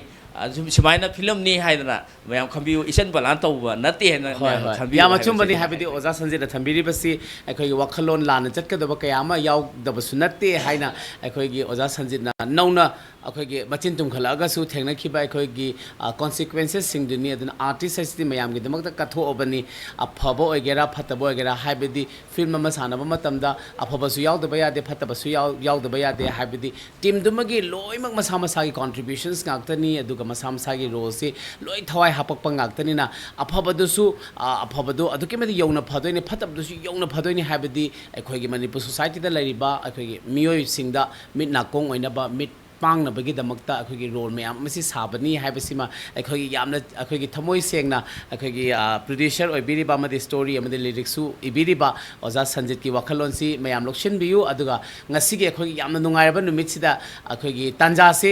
ꯍꯦꯟꯅ ꯂꯧꯕ ꯇꯥꯔꯦ ꯍꯥꯏꯕꯗꯤ ꯃꯃꯥꯁꯤ ꯉꯁꯤꯗ ꯂꯩꯔꯕꯅꯤ나 ꯑꯩꯈꯣꯏꯒꯤ ꯐꯤल्मꯒꯤꯁꯤꯗꯤ ꯃꯌꯥꯝꯅꯁꯨ ꯎꯕꯤꯔꯦ ꯃꯃꯥꯒꯤ ꯐꯖꯔꯕ ꯄꯔꯐꯣꯔꯃꯦꯟꯁ ꯃꯌꯥꯝ ꯑꯃ ꯑꯋꯥꯔꯗ ꯐꯪꯈꯤꯕ ꯃꯌꯥꯝ ꯑꯃ ꯑꯗꯨꯛꯀꯤ ꯃꯇꯤꯛ ꯂꯩꯈ꯭ꯔꯦ ꯐꯤल्मꯁꯤ ꯑꯩꯈꯣꯏꯒꯤ ꯃꯁꯤꯡ ꯊꯤꯉꯝꯗ꯭ꯔꯕ ꯃꯌꯥꯝ ꯑꯃ ꯀꯨꯝꯈ꯭ꯔꯦ ꯃꯌꯥꯝꯁꯤ ꯀꯨꯝꯕꯤꯈ꯭ꯔꯒꯁꯨ ꯉꯁꯤꯒꯤ ꯅꯨꯡ ꯑꯣꯟꯈ꯭ꯔꯕ ꯊꯃꯣꯏꯁꯤꯗ ꯈꯨꯗꯣꯡꯆꯥꯕ ꯂꯧꯖꯅꯤꯡꯕꯁꯤ ꯃꯌꯥꯝꯗ ꯍꯥꯏꯕꯗꯤ ꯑꯩꯈꯣꯏ ꯃꯅꯤꯄꯨꯔ ꯁꯣꯁꯥꯏꯇꯤꯗꯁꯨ ꯃꯦꯁꯦꯖ ꯄꯤꯕ ꯑꯩꯈꯣꯏꯒꯤ ꯑꯗꯨꯒꯨꯝꯂꯕ ꯌꯥꯝꯅ ꯃꯅꯤꯄꯨꯔ ꯁꯣꯁꯥꯏꯇꯤꯒꯤ ꯋꯥꯈꯜꯂꯣꯟꯗ ꯏꯕ ꯑꯩꯈꯣꯏꯒꯤ ꯁ꯭ꯀ꯭ꯔꯤꯞꯅꯤ ꯑꯁꯤꯒꯤ ꯃꯇꯥꯡꯁꯤꯗ ꯃꯃꯥꯅꯁꯨ ꯉꯁꯥꯏ ꯑꯃꯗꯤ ꯍꯥꯏꯔꯞ ꯄꯟꯕꯤꯈꯤ ꯍꯥꯏꯕꯗꯤ ꯃꯄꯨꯔꯣꯏꯕ ꯂꯩꯔꯕ ꯑꯃꯅ ꯑꯩꯈꯣꯏꯒꯤ ꯌꯦꯅꯦꯈꯥꯗ ꯆꯠꯂꯒ ꯋꯥꯔꯤ ꯁꯥꯟꯅꯕꯁꯤ ꯃꯃꯥꯅ ꯃꯦꯁꯦꯖꯁꯨ ꯄꯤꯔꯒ ꯍꯥꯏꯈꯤ ꯁꯤ ꯍꯧꯖꯤꯛ ꯆꯠꯅꯗꯕꯁꯨ ꯅꯠꯇꯦ ꯈꯔ ꯑꯃꯁꯨ ꯇꯧꯔꯤ ꯐꯠꯇꯕ ꯈꯔꯁꯤꯅ ꯑꯐꯕ ꯃꯌꯥꯝ ꯑꯃ ꯆꯦꯟꯊꯗꯕꯁꯨ ꯅꯠꯇꯦ ꯁꯤꯒꯤ ꯃꯇꯥꯡꯁꯤꯗ ꯑꯩꯈꯣꯏꯒꯤ ꯃꯃꯥꯗ ꯑꯩꯅ ꯍꯪꯒꯠꯆꯅꯤꯡꯕꯁꯤ ꯑꯩꯈꯣꯏꯒꯤ ꯉꯁꯥꯏꯒꯤ ꯐꯤल्मꯁꯤꯃꯛꯇꯁꯨ ꯌꯥꯎꯔꯤꯕ ꯑꯩꯈꯣꯏ ꯃꯩꯇꯩ ꯁꯣꯁꯥꯏꯇꯤꯗꯗꯤ ꯑꯩꯈꯣꯏꯒꯤ ꯌꯨꯝ ꯄꯥꯜꯂꯨꯔꯕ ꯅꯤꯡꯉꯣꯜꯁꯤꯅ ꯃꯄꯥꯝꯗ ꯍꯜꯂꯛꯄ ꯃꯇꯝꯗ ꯃꯃꯥꯁꯤꯡꯁꯤꯅ ꯑꯅꯝꯕ ꯃꯇꯝꯗ ꯃꯈꯣꯏꯁꯤ ꯇꯥꯛꯄꯤ ꯇꯝꯕꯤꯔꯒ ꯁꯦꯝꯗꯣꯛꯅꯕ ꯀꯌꯥ ꯑꯃꯁꯨ ꯄꯥꯎꯇꯥꯛ ꯀꯌꯥ ꯑꯃ ꯄꯤꯔꯤꯕꯅꯤ ꯑꯗꯨꯒꯤ ꯅꯥꯊꯩꯔꯒ ꯃꯃꯥ ꯈꯔꯅꯗꯤ ꯑꯃꯨꯛ ꯏꯆꯥꯗ ꯑꯗꯨ ꯇꯧꯕ ꯌꯥꯕ꯭ꯔꯥ ꯌꯨꯝꯗ ꯅꯨꯡꯉꯥꯏꯅ ꯂꯩꯊꯣꯛꯎ ꯍꯥꯏꯕ ꯀꯌꯥ ꯑꯃ ꯍꯥꯏꯗꯕꯁꯨ ꯅꯠꯇꯦ ꯁꯤꯒꯤ ꯃꯇꯥꯡꯁꯤꯗ ꯂꯩꯔꯤꯕ ꯀꯣꯟꯐ꯭ꯂꯤꯛꯁꯤꯗ ꯑꯩꯈꯣꯏꯒꯤ ꯃꯃꯥꯒꯤ ꯋꯥꯈꯜꯂꯣꯟ ꯍꯥꯏꯕꯗꯤ ꯃꯃꯥꯅ ꯁꯤꯒꯤ ꯑꯩꯈꯣꯏꯒꯤ ꯃꯅꯤꯄꯨꯔꯁꯤ ꯑꯩꯈꯣꯏꯒꯤ ꯑꯥꯔꯠꯀꯤ ꯂꯝꯗꯗꯤ ꯑꯗꯨꯛꯀꯤ ꯃꯇꯤꯛ ꯑꯩꯈꯣꯏꯁꯤ ꯌꯥꯝꯅ ꯏꯅꯥꯛ ꯈꯨꯟꯕꯅꯤ ꯑꯩꯈꯣꯏꯒꯤ ꯔꯤꯌꯦꯜ ꯂꯥꯏꯐꯇꯗꯤ ꯑꯩꯈꯣꯏꯁꯤ ꯃꯩꯇꯩ ꯁ꯭ꯄꯦஷꯦꯜꯂꯤ ꯃꯩꯇꯩ ꯍꯥꯏꯖꯕ ꯇꯥꯔꯦ ꯑꯩꯈꯣꯏꯁꯤ ꯑꯩꯈꯣꯏꯒꯤ ꯆꯠꯅ ꯂꯣꯟꯆꯠꯇ ꯑꯩꯈꯣꯏꯒꯤ ꯆꯔꯥ ꯍꯦꯟꯕꯒꯁꯤ ꯍꯥꯏꯗꯣꯛꯅꯗꯕꯤ ꯀꯣ ꯑꯩꯈꯣꯏꯒꯤ ꯑꯗꯨꯒ ꯑꯩꯈꯣꯏꯒꯤ ꯋꯥꯔꯕꯁꯤ ꯑꯩꯈꯣꯏꯒꯤ ꯂꯣꯏꯅꯃꯛ ꯈꯨꯝꯖꯤꯜꯂꯒ ꯑꯩꯈꯣꯏꯒꯤ ꯏꯅꯥꯛ ꯀꯩꯔꯥꯛ ꯈꯨꯟꯕꯗꯧꯅ ꯑꯗꯨꯝ ꯑꯩꯈꯣꯏꯒꯤ ꯅꯤꯡꯊꯧꯒꯤ ꯏꯃꯨꯡꯗꯧꯅ ꯂꯦꯟꯕ ꯉꯝꯕ ꯃꯩꯇꯩ ꯁꯣꯁꯥꯏꯇꯤꯅꯤ ꯍꯥꯏꯅ ꯊꯝꯖꯒꯦ ꯁꯤꯒꯤ ꯃꯔꯨꯝꯗ ꯑꯩꯈꯣꯏꯒꯤ ꯂꯩꯔꯤꯕ ꯑꯋꯥꯕꯁꯤꯡꯁꯤ ꯑꯩꯈꯣꯏꯅ ꯈꯔ ꯄꯨꯊꯣꯛꯑꯒꯗꯤ ꯈꯔ ꯒ꯭ꯌꯥꯟ ꯇꯥꯃꯤꯟꯅꯔꯒꯗꯤ ꯑꯩꯈꯣꯏꯁꯤ ꯈꯤꯇꯪ ꯄꯔꯁꯦꯟꯇꯦꯖ ꯈꯔ 20-30%ꯒꯨꯝꯕ ꯑꯩꯈꯣꯏꯅ ꯁꯦꯞ ꯇꯧꯕ ꯉꯝꯃꯒꯗꯤ ꯑꯩꯈꯣꯏꯒꯤ ꯁꯣꯁꯥꯏꯇꯤꯁꯤ ꯌꯥꯝꯅ ꯍꯦꯜꯗꯤ ꯑꯣꯏꯒꯗꯕꯅꯤ ꯍꯥꯏꯅ ꯊꯝꯖꯒꯦ ꯃꯃꯥ ꯀꯣ ꯑꯗꯨꯒ ꯁꯤꯒꯤ ꯃꯇꯥꯡꯗ ꯉꯁꯥꯏꯒꯤ ꯐꯤल्मꯗꯁꯨ ꯌꯥꯎꯕꯤꯈꯤꯕ ꯃꯃꯥꯅ ꯉꯁꯥꯏꯒꯤ ꯐꯣꯟꯗ ꯋꯥꯔꯤ ꯁꯥꯕꯗꯨꯗꯤ ꯆꯩꯕ ꯉꯥꯡꯗꯕ ꯈꯪꯗꯕ ꯅꯠꯇꯦ ꯍꯥꯏꯔꯒ ꯑꯩꯈꯣꯏ ꯑꯍꯟ ꯑꯃ ꯀꯤꯍꯟꯕ ꯑꯩꯈꯣꯏ ꯃꯣꯏꯗ ꯌꯥꯗꯦ ꯍꯥꯏꯕꯁꯤꯃ ꯎꯠꯄꯒꯤ ꯑꯩꯈꯣꯏ ꯇꯟꯖꯥꯁꯨ ꯐꯪꯕꯤꯈꯤꯕꯅꯤꯅ ꯃꯦꯁꯦꯖꯁꯨ ꯊꯝꯕꯤꯈ꯭ꯔꯦ ꯑꯗꯨꯒ ꯑꯃꯨꯛꯀ ꯁꯤꯒꯤ ꯃꯇꯥꯡꯁꯤꯗ ꯉꯁꯥꯏꯒꯤ ꯑꯩꯈꯣꯏꯒꯤ ꯍꯁꯕꯦꯟ ꯑꯦꯟ ꯋꯥꯏꯐꯁꯤꯡꯅ ꯃꯔꯩ ꯍꯥꯏꯕꯁꯤ ꯇꯧꯔꯛꯄ ꯃꯇꯝꯗ ꯑꯩꯈꯣꯏꯒꯤ ꯅꯤꯡꯉꯣꯜꯁꯤꯅ ꯃꯄꯥꯝꯗ ꯍꯦꯛꯇ ꯍꯜꯂꯛꯑꯒ ꯑꯩꯈꯣꯏꯒꯤ ꯑꯗꯨꯃꯥꯏꯅ ꯆꯠꯂꯒ ꯃꯃꯥꯁꯤꯅ ꯂꯧꯔꯤꯕ ꯊꯧꯗꯥꯡꯁꯤꯡꯁꯤꯒꯤ ꯃꯇꯥꯡꯗꯁꯨ ꯈꯤꯇꯪ ꯁꯨꯒꯥꯏꯅ ꯃꯌꯥꯝ ꯃꯃꯤꯠ ꯄꯥꯡꯊꯣꯛꯍꯟꯕꯤꯌꯨ ꯍꯥꯏꯅ ꯊꯝꯖꯒꯦ ꯃꯃꯥ ꯃꯁꯤꯕꯨ ꯍꯥꯏꯕꯗꯤ ꯃꯃꯥ ꯑꯃ ꯑꯣꯏꯅ ꯃꯆꯥꯁꯤ ꯃꯌꯨꯝ ꯄꯥꯟꯈ꯭ꯔꯦ ꯃꯌꯨꯝ ꯄꯥꯟꯈ꯭ꯔꯕ ꯀꯥꯟꯗ ꯏꯆꯥꯁꯤ ꯇꯦꯛꯇ ꯀꯥꯏꯗꯕ ꯃꯆꯥꯅꯨꯄꯥ ꯅꯨꯄꯤ ꯄꯣꯛꯇꯅ ꯅꯨꯡꯉꯥꯏ ꯌꯥꯏꯐꯅ ꯄꯥꯟꯕ ꯑꯣꯏꯁꯅꯨꯀꯣ ꯍꯥꯏꯗꯅ ꯂꯨꯍꯣꯡ ꯈꯣꯡꯗꯣꯡꯕ ꯃꯥꯒꯤ ꯃꯇꯝꯗ ꯃꯃꯥ ꯃꯄꯥ ꯑꯣꯏꯕꯁꯤꯡꯅ ꯕꯣꯔ ꯄꯤꯔꯤꯅꯦꯕ ꯑꯗꯨꯏꯗꯨꯗ ꯃꯥꯅ ꯅꯨꯡꯉꯥꯏ ꯌꯥꯏꯐꯅ ꯂꯩꯈ꯭ꯔꯒ ꯃꯃꯥ ꯃꯄꯥ ꯑꯣꯏꯕꯗꯨꯁꯨ ꯅꯨꯡꯉꯥꯏꯖꯗꯣꯏꯅꯦꯕ ꯃꯥꯅ ꯏꯃꯨꯡꯗꯨꯗ ꯀꯥꯡꯒꯣꯡ ꯆꯥꯏꯕ ꯑꯣꯏꯔꯒꯗꯤ ꯃꯃꯥꯗꯨꯁꯨ ꯑꯋꯥꯕ ꯑꯣꯏꯗꯣꯏꯅꯦꯕ ꯃꯩꯁꯥ ꯂꯥꯡꯗꯣꯏꯅꯦꯕ ꯑꯗꯨꯅ ꯑꯩꯈꯣꯏꯒꯤ ꯁꯣꯁꯥꯏꯇꯤꯁꯦ ꯂꯩꯔꯤꯕ ꯃꯃꯥꯁꯤꯡ ꯃꯄꯥꯁꯤꯡꯁꯤꯅ ꯃꯆꯥꯕꯨ ꯇꯦꯛꯇ ꯀꯥꯏꯗꯅ ꯂꯩꯍꯟꯈꯤꯅꯕꯒꯤꯗꯃꯛꯇ ꯃꯆꯥꯅ ꯀꯔꯤꯒꯨꯝꯕ ꯑꯩ ꯁꯥꯎꯗꯨꯅ ꯍꯜꯂꯛꯑꯦ ꯍꯥꯏꯔꯒꯁꯨ ꯏꯕꯦꯝꯃ ꯁꯤꯒꯨꯝꯕꯁꯦ ꯄꯣꯛꯑꯕꯗꯤ ꯁꯤꯒꯨꯝꯕ ꯃꯌꯥꯝ ꯑꯃ ꯀ꯭ꯔꯥꯏꯝ ꯃꯌꯥꯝ ꯑꯃ ꯊꯣꯛꯂꯛꯀꯅꯤ ꯃꯌꯥꯝ ꯑꯃ ꯊꯦꯡꯅꯒꯅꯤ ꯃꯗꯨ ꯈꯥꯡꯒꯗꯕꯅꯤꯀꯣ ꯅꯆꯥꯒꯤ ꯌꯦꯡꯉꯒ ꯅꯪ ꯈꯥꯡꯉꯒ ꯂꯩꯒꯗꯕꯅꯤꯀꯣ ꯍꯥꯏꯕ ꯄꯥꯎꯇꯥꯛꯁꯦ ꯃꯃꯥ ꯑꯃ ꯑꯣꯏꯅ ꯃꯄꯥ ꯑꯃ ꯑꯣꯏꯅ ꯑꯩꯗꯤ ꯄꯤꯍꯟꯅꯤꯡꯉꯤ ꯑꯗꯨꯅ ꯍꯧꯖꯤꯛꯀꯤ ꯑꯉꯥꯡꯁꯤꯡꯁꯤꯅ ꯍꯥꯏꯗꯤ ꯂꯣꯏꯅꯃꯛ ꯇꯧꯏ ꯍꯥꯏꯖꯕꯗꯤ ꯅꯠꯆꯗꯦꯀꯣ ꯑꯗꯨꯒ ꯑꯩꯈꯣꯏꯅ ꯁꯨꯝ ꯑꯩꯈꯣꯏꯒꯤ ꯁꯃꯥꯖꯁꯤꯗ ꯇꯧꯔꯤꯕ ꯑꯩꯈꯣꯏꯅ ꯇꯥꯔꯤꯕ ꯍꯥꯏꯗꯤ ꯑꯩꯈꯣꯏꯒꯤ ꯂꯩꯁꯥꯕꯤ ꯄꯥꯈꯪꯁꯨ ꯂꯩꯁꯥꯕꯤꯁꯨ ꯑꯗꯨꯉꯥꯏꯔꯦ ꯑꯩꯈꯣꯏꯒꯤ ꯖꯥꯠ ꯕꯤꯖꯥꯠ ꯅꯥꯏꯅꯗꯕ ꯑꯗꯨꯒꯨꯝꯕ ꯍꯥꯏꯗꯤ ꯃꯄꯥꯟ ꯂꯝꯗꯒꯤ ꯑꯣꯏꯔꯣ ꯑꯃꯗꯒꯤ ꯑꯣꯏꯔꯣ ꯑꯃꯗꯒꯤ ꯑꯣꯏꯔꯣ ꯃꯣꯏꯁꯨ ꯑꯗꯨꯒꯨꯝꯕꯗꯣ ꯅꯨꯡꯁꯤꯔꯨꯗꯕꯗꯤ ꯅꯠꯇꯦ ꯄꯥꯝꯃꯨꯗꯕꯗꯤ ꯅꯠꯇꯦ ꯑꯗꯨꯕꯨ ꯑꯩꯈꯣꯏꯒꯤ ꯃꯅꯤꯄꯨꯔꯁꯤꯗ ꯃꯣꯏꯁꯦ ꯂꯦꯡꯗꯅ ꯃꯆꯥ ꯃꯁꯨ ꯄꯣꯛꯇꯅ ꯅꯨꯡꯉꯥꯏ ꯌꯥꯏꯐꯅ ꯂꯩꯕꯗꯣ ꯂꯥꯏꯔꯔꯁꯨ ꯇꯟꯖꯥꯔꯨ ꯍꯧꯖꯤꯛꯀꯤ ꯏꯕꯨꯡꯉꯣꯅ ꯍꯥꯏꯈꯤꯕꯤꯒꯗꯣ ꯌꯥꯝ ꯋꯥꯔꯁꯨ ꯍꯥꯏꯗꯤ ꯅꯨꯡꯉꯥꯏꯅ ꯂꯩꯊꯣꯛꯄ ꯃꯥꯟꯕ ꯑꯗꯨꯒꯨꯝꯕ ꯄꯣꯠꯁꯛꯇꯣ ꯑꯩꯅ ꯄꯥꯝꯖꯩ ꯑꯗꯨꯅ ꯂꯩꯔꯤꯕ ꯃꯃꯥ ꯃꯄꯥ ꯑꯣꯏꯕꯁꯤꯡ ꯑꯩꯈꯣꯏꯁꯤꯅ ꯃꯆꯥꯁꯤ ꯅꯨꯡꯉꯥꯏ ꯌꯥꯏꯐꯅ ꯂꯩꯈꯤꯕ ꯑꯗꯨꯒ ꯏꯃꯨꯡꯗꯣ ꯌꯥꯝꯅ ꯅꯪꯕ ꯌꯥꯝ ꯂꯥꯏꯔꯕ ꯏꯃꯨꯡꯗꯣ ꯊꯣꯛꯄ ꯑꯣꯏꯔꯒꯁꯨ ꯁꯣꯝꯗ ꯈꯤꯖꯤꯛꯇꯪ ꯂꯩꯕ ꯑꯣꯏꯔꯒꯗꯤ ꯃꯆꯥꯁꯤꯡꯗꯣ ꯋꯥꯔꯕ꯭ꯔꯥ ꯈꯣꯠꯂꯕ꯭ꯔꯥ ꯍꯥꯏꯅ ꯃꯇꯦꯡ ꯄꯤꯕꯤꯕ ꯍꯥꯏꯗꯤ ꯊꯥꯡꯖ ꯄꯨꯖ ꯍꯥꯏꯕꯗꯣ ꯑꯗꯨꯃꯥꯏꯅ ꯇꯧꯕꯗꯣ ꯑꯩ ꯄꯥꯝꯖꯩ ꯍꯥꯏꯅ ꯑꯩ ꯊꯝꯖꯒꯦ ꯊꯥꯡꯖ ꯄꯨꯖꯥ ꯍꯥꯏꯕ ꯋꯥꯍꯩꯁꯤꯃꯛꯁꯨ ꯑꯩꯈꯣꯏꯁꯦ ꯑꯍꯥꯟꯕ ꯇꯥꯖꯕꯅꯤ ꯑꯗꯨꯒ ꯌꯥꯝꯅꯁꯨ ꯃꯤꯅꯤꯡꯐꯨꯜ ꯑꯣꯏ ꯍꯥꯏꯕꯗꯤ ꯑꯩꯈꯣꯏꯒꯤ ꯃꯅꯤꯄꯨꯔꯗ ꯆꯠꯅꯔꯤꯕꯁꯤ ꯃꯃꯥꯅꯁꯨ ꯍꯥꯏꯁꯤ ꯌꯥꯝꯅ ꯃꯔꯤꯛ ꯆꯨꯝꯅꯁꯨ ꯊꯝꯕꯤꯔꯤ ꯍꯥꯏꯕꯗꯤ ꯑꯩꯈꯣꯏꯒꯤ ꯐꯖꯔꯕ ꯑꯩꯈꯣꯏꯒꯤ ꯋꯥꯈꯜꯂꯣꯟ ꯐꯖꯔꯕ ꯑꯩꯈꯣꯏ ꯀꯜꯆꯔ ꯐꯖꯔꯕ ꯑꯩꯈꯣꯏꯒꯤ ꯂꯩꯔꯤꯕ ꯑꯥꯔꯠꯁꯤꯡꯁꯤ ꯍꯦꯟꯅ ꯐꯖꯅꯕ ꯍꯦꯟꯅ ꯃꯁꯛ ꯊꯣꯛꯅꯕꯒꯤꯗꯃꯛꯇ ꯑꯩꯈꯣꯏꯁꯤ ꯌꯥꯝꯅ ꯆꯨꯝꯅ ꯂꯩꯕ ꯉꯁꯥꯏꯒꯤ ꯊꯥꯡꯖ ꯄꯨꯖꯥ ꯍꯥꯏꯕꯁꯤꯁꯨ ꯑꯩꯈꯣꯏ ꯃꯌꯥꯝꯁꯤ ꯉꯁꯤ ꯈꯪꯖꯤꯟꯕꯤꯔꯣ ꯑꯩꯃꯛꯁꯨ ꯈꯪꯖꯤꯟꯖꯔꯒꯦ ꯑꯗꯨꯒ ꯑꯩꯈꯣꯏꯁꯤ ꯑꯩ ꯏꯇꯣꯝꯗ ꯍꯤꯡꯕ ꯌꯥꯕ ꯅꯠꯇꯦ ꯃꯃꯥ ꯃꯇꯣꯝ ꯍꯤꯡꯕ ꯌꯥꯕ ꯅꯠꯇꯦ ꯑꯩꯈꯣꯏ ꯑꯣꯖꯥ ꯁꯟꯖꯤꯠ ꯃꯇꯣꯝꯗ ꯍꯤꯡꯕ ꯌꯥꯕ ꯅꯠꯇꯦ ꯑꯣꯖꯥ ꯔꯇꯟ ꯃꯇꯣꯝ ꯍꯤꯡꯕ ꯌꯥꯕ ꯅꯠꯇꯦ ꯑꯗꯨꯅ ꯑꯩꯈꯣꯏꯅ ꯈꯔ ꯍꯟꯅꯔꯒ ꯉꯁꯥꯏꯒꯤ ꯑꯩꯈꯣꯏꯒꯤ ꯃꯅꯤꯄꯨꯔꯗ ꯆꯠꯅꯔꯤꯕ ꯆꯔꯥ ꯍꯦꯜꯂꯒꯁꯨ ꯑꯩꯈꯣꯏꯁꯤ ꯑꯩꯈꯣꯏꯒꯤ ꯁꯣꯟꯖꯨ ꯅꯥꯎꯖꯨꯔꯒ ꯃꯤꯃꯥꯡꯗ ꯊꯣꯛꯇꯕ ꯑꯩꯈꯣꯏꯁꯤ ꯁꯦꯝ ꯁꯥꯔꯒ ꯄ꯭ꯔꯖꯦꯟꯇꯦꯕꯜ ꯑꯣꯏꯕ ꯃꯑꯣꯡꯗ ꯄꯨꯊꯣꯛꯄꯒꯤ ꯁꯤꯒꯤ ꯁ꯭ꯄꯤꯔꯤꯠꯁꯤ ꯑꯗꯨꯛꯀꯤ ꯃꯇꯤꯛ ꯋꯥꯡꯅ ꯊꯝꯃꯒ ꯁꯤꯒꯤ ꯑꯩꯈꯣꯏꯒꯤ ꯁꯤꯒꯤ ꯀꯩꯅꯣꯁꯤꯅ ꯄꯣꯖꯤꯇꯤꯚ ꯑꯣꯏꯅ ꯄꯨꯔꯒ ꯑꯩꯈꯣꯏꯁꯤ ꯑꯗꯨꯛꯀꯤ ꯃꯇꯤꯛ ꯍꯦꯜꯗꯤ ꯁꯣꯁꯥꯏꯇꯤ ꯑꯣꯏꯔꯒ ꯑꯩꯈꯣꯏꯒꯤ ꯊꯥꯡꯖ ꯄꯨꯖꯥꯁꯤ ꯇꯧꯃꯤꯟꯅꯁꯤ ꯍꯥꯏꯅ ꯊꯝꯖꯒꯦ ꯑꯗꯨꯒ ꯑꯩꯈꯣꯏꯒꯤ ꯀꯔꯤ ꯍꯥꯏꯅꯤ ꯐꯤꯂꯝꯁꯤꯗ ꯃꯥꯅ ꯑꯩꯉꯣꯟꯗ ꯄꯤꯔꯤꯕꯁꯦ ꯑꯩꯈꯣꯏꯒꯤ ꯐꯤꯂꯝꯁꯤꯗ ꯄꯤꯔꯤꯕꯁꯦ ꯑꯩꯒꯤ ꯔꯁ ꯑꯃꯈꯛꯇ ꯅꯠꯇꯦꯕ ꯃꯥꯅ ꯄꯤꯔꯤꯁꯦ ꯃꯈꯜ ꯌꯥꯝꯃꯦꯕ ꯔꯁ ꯑꯅꯤ ꯑꯍꯨꯝꯅꯦꯕ ꯍꯥꯏꯕꯗꯤ ꯏꯆꯥꯁꯤ ꯊꯦꯝꯅꯅꯕ ꯊꯦꯝꯅꯧꯗꯅ ꯍꯥꯏꯗꯤ ꯏꯃꯨꯡ ꯃꯅꯨꯡꯁꯤꯗ ꯅꯨꯡꯉꯥꯏꯅ ꯂꯩꯈꯤꯅꯕꯒꯤꯗꯃꯛꯇ ꯁꯤꯡꯒꯥꯔꯁꯇ ꯊꯣꯝꯃꯒ ꯃꯆꯥꯁꯤ ꯊꯦꯝꯕ ꯅꯧꯕ ꯇꯧꯔꯤꯕꯀꯣ ꯑꯃꯨꯛꯁꯨ ꯅꯦꯒꯦꯇꯤꯞ ꯔꯣꯟꯗ ꯅꯪꯅ ꯑꯗꯨ ꯇꯧꯔꯗꯤ ꯀꯔꯝꯍꯥꯏꯅ ꯇꯧꯅꯤ ꯑꯗꯨ ꯇꯧꯗꯅꯦꯅ ꯑꯩꯅ ꯃꯥꯁꯦ ꯆꯩꯍꯠꯂꯤꯑꯕ ꯁꯨꯃꯥꯏꯅ ꯇꯧꯗꯅ ꯑꯃꯨꯛ ꯆꯩꯕ ꯑꯃꯨꯛ ꯊꯦꯝꯕ ꯑꯗꯨꯒ ꯃꯥꯁꯦ ꯃꯤ ꯑꯣꯏꯈꯤꯅꯕ ꯍꯣꯠꯅꯕꯗோ ꯑꯗꯨꯒꯨꯝꯕꯗꯣ ꯀꯌꯥ ꯑꯩꯈꯣꯏ ꯄꯥꯝꯖꯩꯌꯦꯕꯀோ ꯑꯗꯨꯅ ꯑꯩꯈꯣꯏꯅ ꯃꯃꯥ ꯑꯃ ꯑꯣꯏꯅ ꯁꯣꯁꯥꯏꯇꯤꯗ ꯂꯩꯔꯤꯕ ꯃꯤꯄꯨꯝ ꯈꯨꯗꯤꯡꯃꯛꯅ ꯑꯩ ꯏꯆꯥꯕꯨ ꯅꯪ ꯅꯨꯡꯉꯥꯏꯇ꯭ꯔꯗꯤ ꯍꯜꯂꯛꯑꯣ ꯍꯥꯏꯕ ꯋꯥꯍꯩꯗꯣ ꯍꯥꯏꯕꯤꯗꯕ ꯈꯥꯡꯒꯗꯕꯅꯤ ꯏꯕꯦꯝꯃ ꯃꯤ ꯑꯣꯏꯅ ꯄꯣꯛꯑꯕꯗꯤ ꯅꯪ ꯈꯥꯡꯒꯗꯕꯅꯤ ꯏꯆꯥꯒꯤ ꯌꯦꯡꯉꯒ ꯑꯩꯒꯤ ꯏꯃꯨꯡꯗꯨꯒꯤ ꯀꯅꯥꯝꯇ ꯑꯩꯒꯤ ꯅꯤꯄꯥꯗꯨꯒꯤ ꯐꯥꯎ ꯌꯦꯡꯗ꯭ꯔꯁꯨ ꯑꯩꯒꯤ ꯏꯆꯥꯗꯨꯒꯤꯗꯃꯛꯇꯗꯤ ꯅꯪ ꯍꯤꯡꯒꯗꯕꯅꯤ ꯍꯥꯏꯕ ꯁꯨꯃꯥꯏꯅ ꯃꯃꯥ ꯃꯄꯥ ꯑꯣꯏꯁꯤꯕꯁꯤꯡꯅ ꯍꯥꯏꯕꯤꯕꯁꯦ ꯁꯤ ꯄꯥꯝꯖꯩ ꯍꯥꯏꯅ ꯈꯟꯖꯩ ꯌꯥꯝ ꯅꯨꯡꯉꯥꯏꯖꯩ ꯑꯗꯨꯒ ꯃꯃꯥꯒꯤ ꯋꯥꯈꯜꯂꯣꯟꯁꯤ ꯑꯗꯨꯛꯀꯤ ꯃꯇꯤꯛꯁꯨ ꯌꯥꯝꯅ ꯐꯖꯩ ꯍꯥꯏꯕꯗꯤ ꯑꯩꯈꯣꯏꯒꯤ ꯃꯃꯥꯅ ꯊꯝꯕꯤꯔꯤꯕ ꯋꯥꯈꯜꯂꯣꯟꯁꯤꯗ ꯃꯌꯥꯝꯁꯤ ꯂꯣꯏꯅꯃꯛ ꯆꯦꯟꯕꯤꯔꯒꯗꯤ ꯑꯩꯈꯣꯏꯒꯤ 100% ꯃꯛ ꯅꯠꯇ꯭ꯔꯁꯨ 90%ꯗꯤ ꯑꯩꯈꯣꯏꯁꯤ ꯅꯨꯡꯉꯥꯏꯕ ꯅꯨꯡꯁꯤꯅꯕꯁꯤ ꯋꯥꯡꯈꯠꯀꯗꯕꯁꯨ ꯃꯥꯜꯂꯤ ꯍꯥꯏꯅ ꯊꯝꯖꯅꯤꯡꯉꯤ ꯍꯧꯖꯤꯛꯀꯤ ꯑꯩꯈꯣꯏ ꯃꯃꯥꯅ ꯍꯥꯏꯕꯗꯣ ꯁꯨꯃꯥꯏꯅ ꯑꯩꯈꯣꯏ ꯑꯋꯥ ꯑꯈꯨꯝ ꯇꯧꯕꯁꯦ ꯃꯁꯤ ꯑꯝꯇ ꯇꯧꯖꯍꯧꯒꯦꯕ ꯊꯝꯕꯤꯌꯨ ꯐꯤꯂꯝꯁꯤ ꯃꯃꯥ ꯁꯨꯃꯥꯏꯅ ꯂꯩ ꯑꯩꯈꯣꯏ ꯃꯌꯥꯝ ꯃꯃꯥ ꯍꯣꯏꯅ ꯈꯪꯉꯦ ꯑꯩꯈꯣꯏ ꯁꯨꯝ ꯌꯦꯡꯕ ꯈꯪꯉꯦꯕꯀꯣ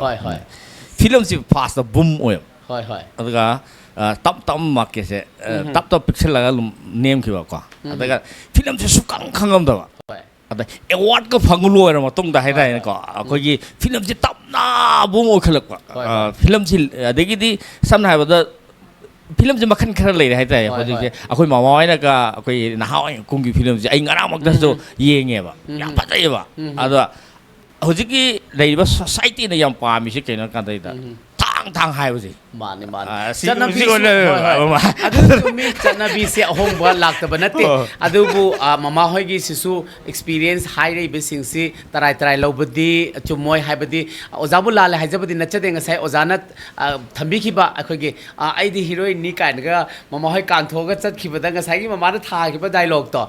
kaisu nate apang ta hawe habani apang ta da nabagi damukta mama na su akhoi oja sanji su tim mama oirabani na aduki mating shigre oja gi akhoi ngasai wari liba matamda producer man laga akhoi gi ai mangda kap khidri ka haibase yamna historic oiba yamna event mani haina mamana thambiri ni aduga mama gi akhoi gi ozabu yamna thamoi sengna warm welcome tawraga thamibasi lacha hansi aduga haibadi thokpa matamda haiba haibase heta keno tawri haidana su akoina hekta haire haidana su haire dong hai gi bagi mangjaba kyam su leitaba natte aduga dong hairu badagi akhoi gi sengdokpa yadaba condition yaugi da basu natte aduna section hoba haibse ahanna ngangba haibse suksoi soidrabani ahanna ngangba haibse lawminasi haina thamjage natie madi ahan mathi chapu mele je kamdri madi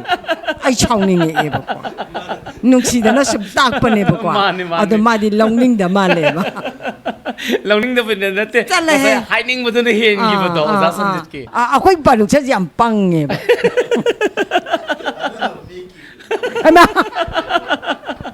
pangbi ganu oja sanjit haibadi chokthok chawna mama hoisu leire oja hoisu leire ko tana bigadaba mayam ama leitaba natte adu nawan dai di aina handro achum mane hanba haise experience se hen grabani exposure se hen grabani aphaphata formula se pop taba ngamdorobani oja sanjit ko indi laiba phadoini totla ga adum si hawbani si hawtabani haibirok to leirabane ba lam yam laiba phapani haina lobi si ko aduga mathang se khoi gi oja ratan da mulak chege oja ratan khoi gi manipur sida khoi manipur si tarai badi natte haina thamjage haibadi akhoina su sum yengjabada ko akhoi gi film puthokpagi lamda oiresu art acting gi lamda oiresu aduki mate akhoi se proper platform de mata leibadi natte haibadi akhoi se training gi center academy hoi akhoi gi theater house kari krama di leijai adubu film gi oina film industry chauna leiba adagi hekta sponsor taunaba akhoi leijaba su nachade ko aduga तौबदबु अखोगी मणिपुर दगी पुथोरकलिबा production सिदी इराई लाइदबा याम ओइबा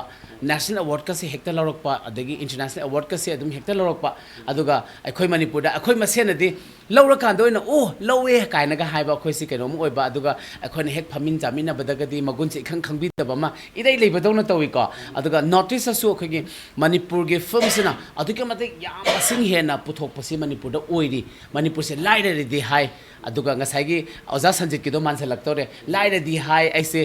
moirang angkhala wade hawega lamdi leita tera da su leira me khumbong da su leira me paisa yaudana leiba ya de oja ko si some example ni oja da kenogi thamjabagi wakalon din datte nok se haina su tokjabani aduga akhoi manipur sida production se aduki matik ti leiba aduga akhoi gi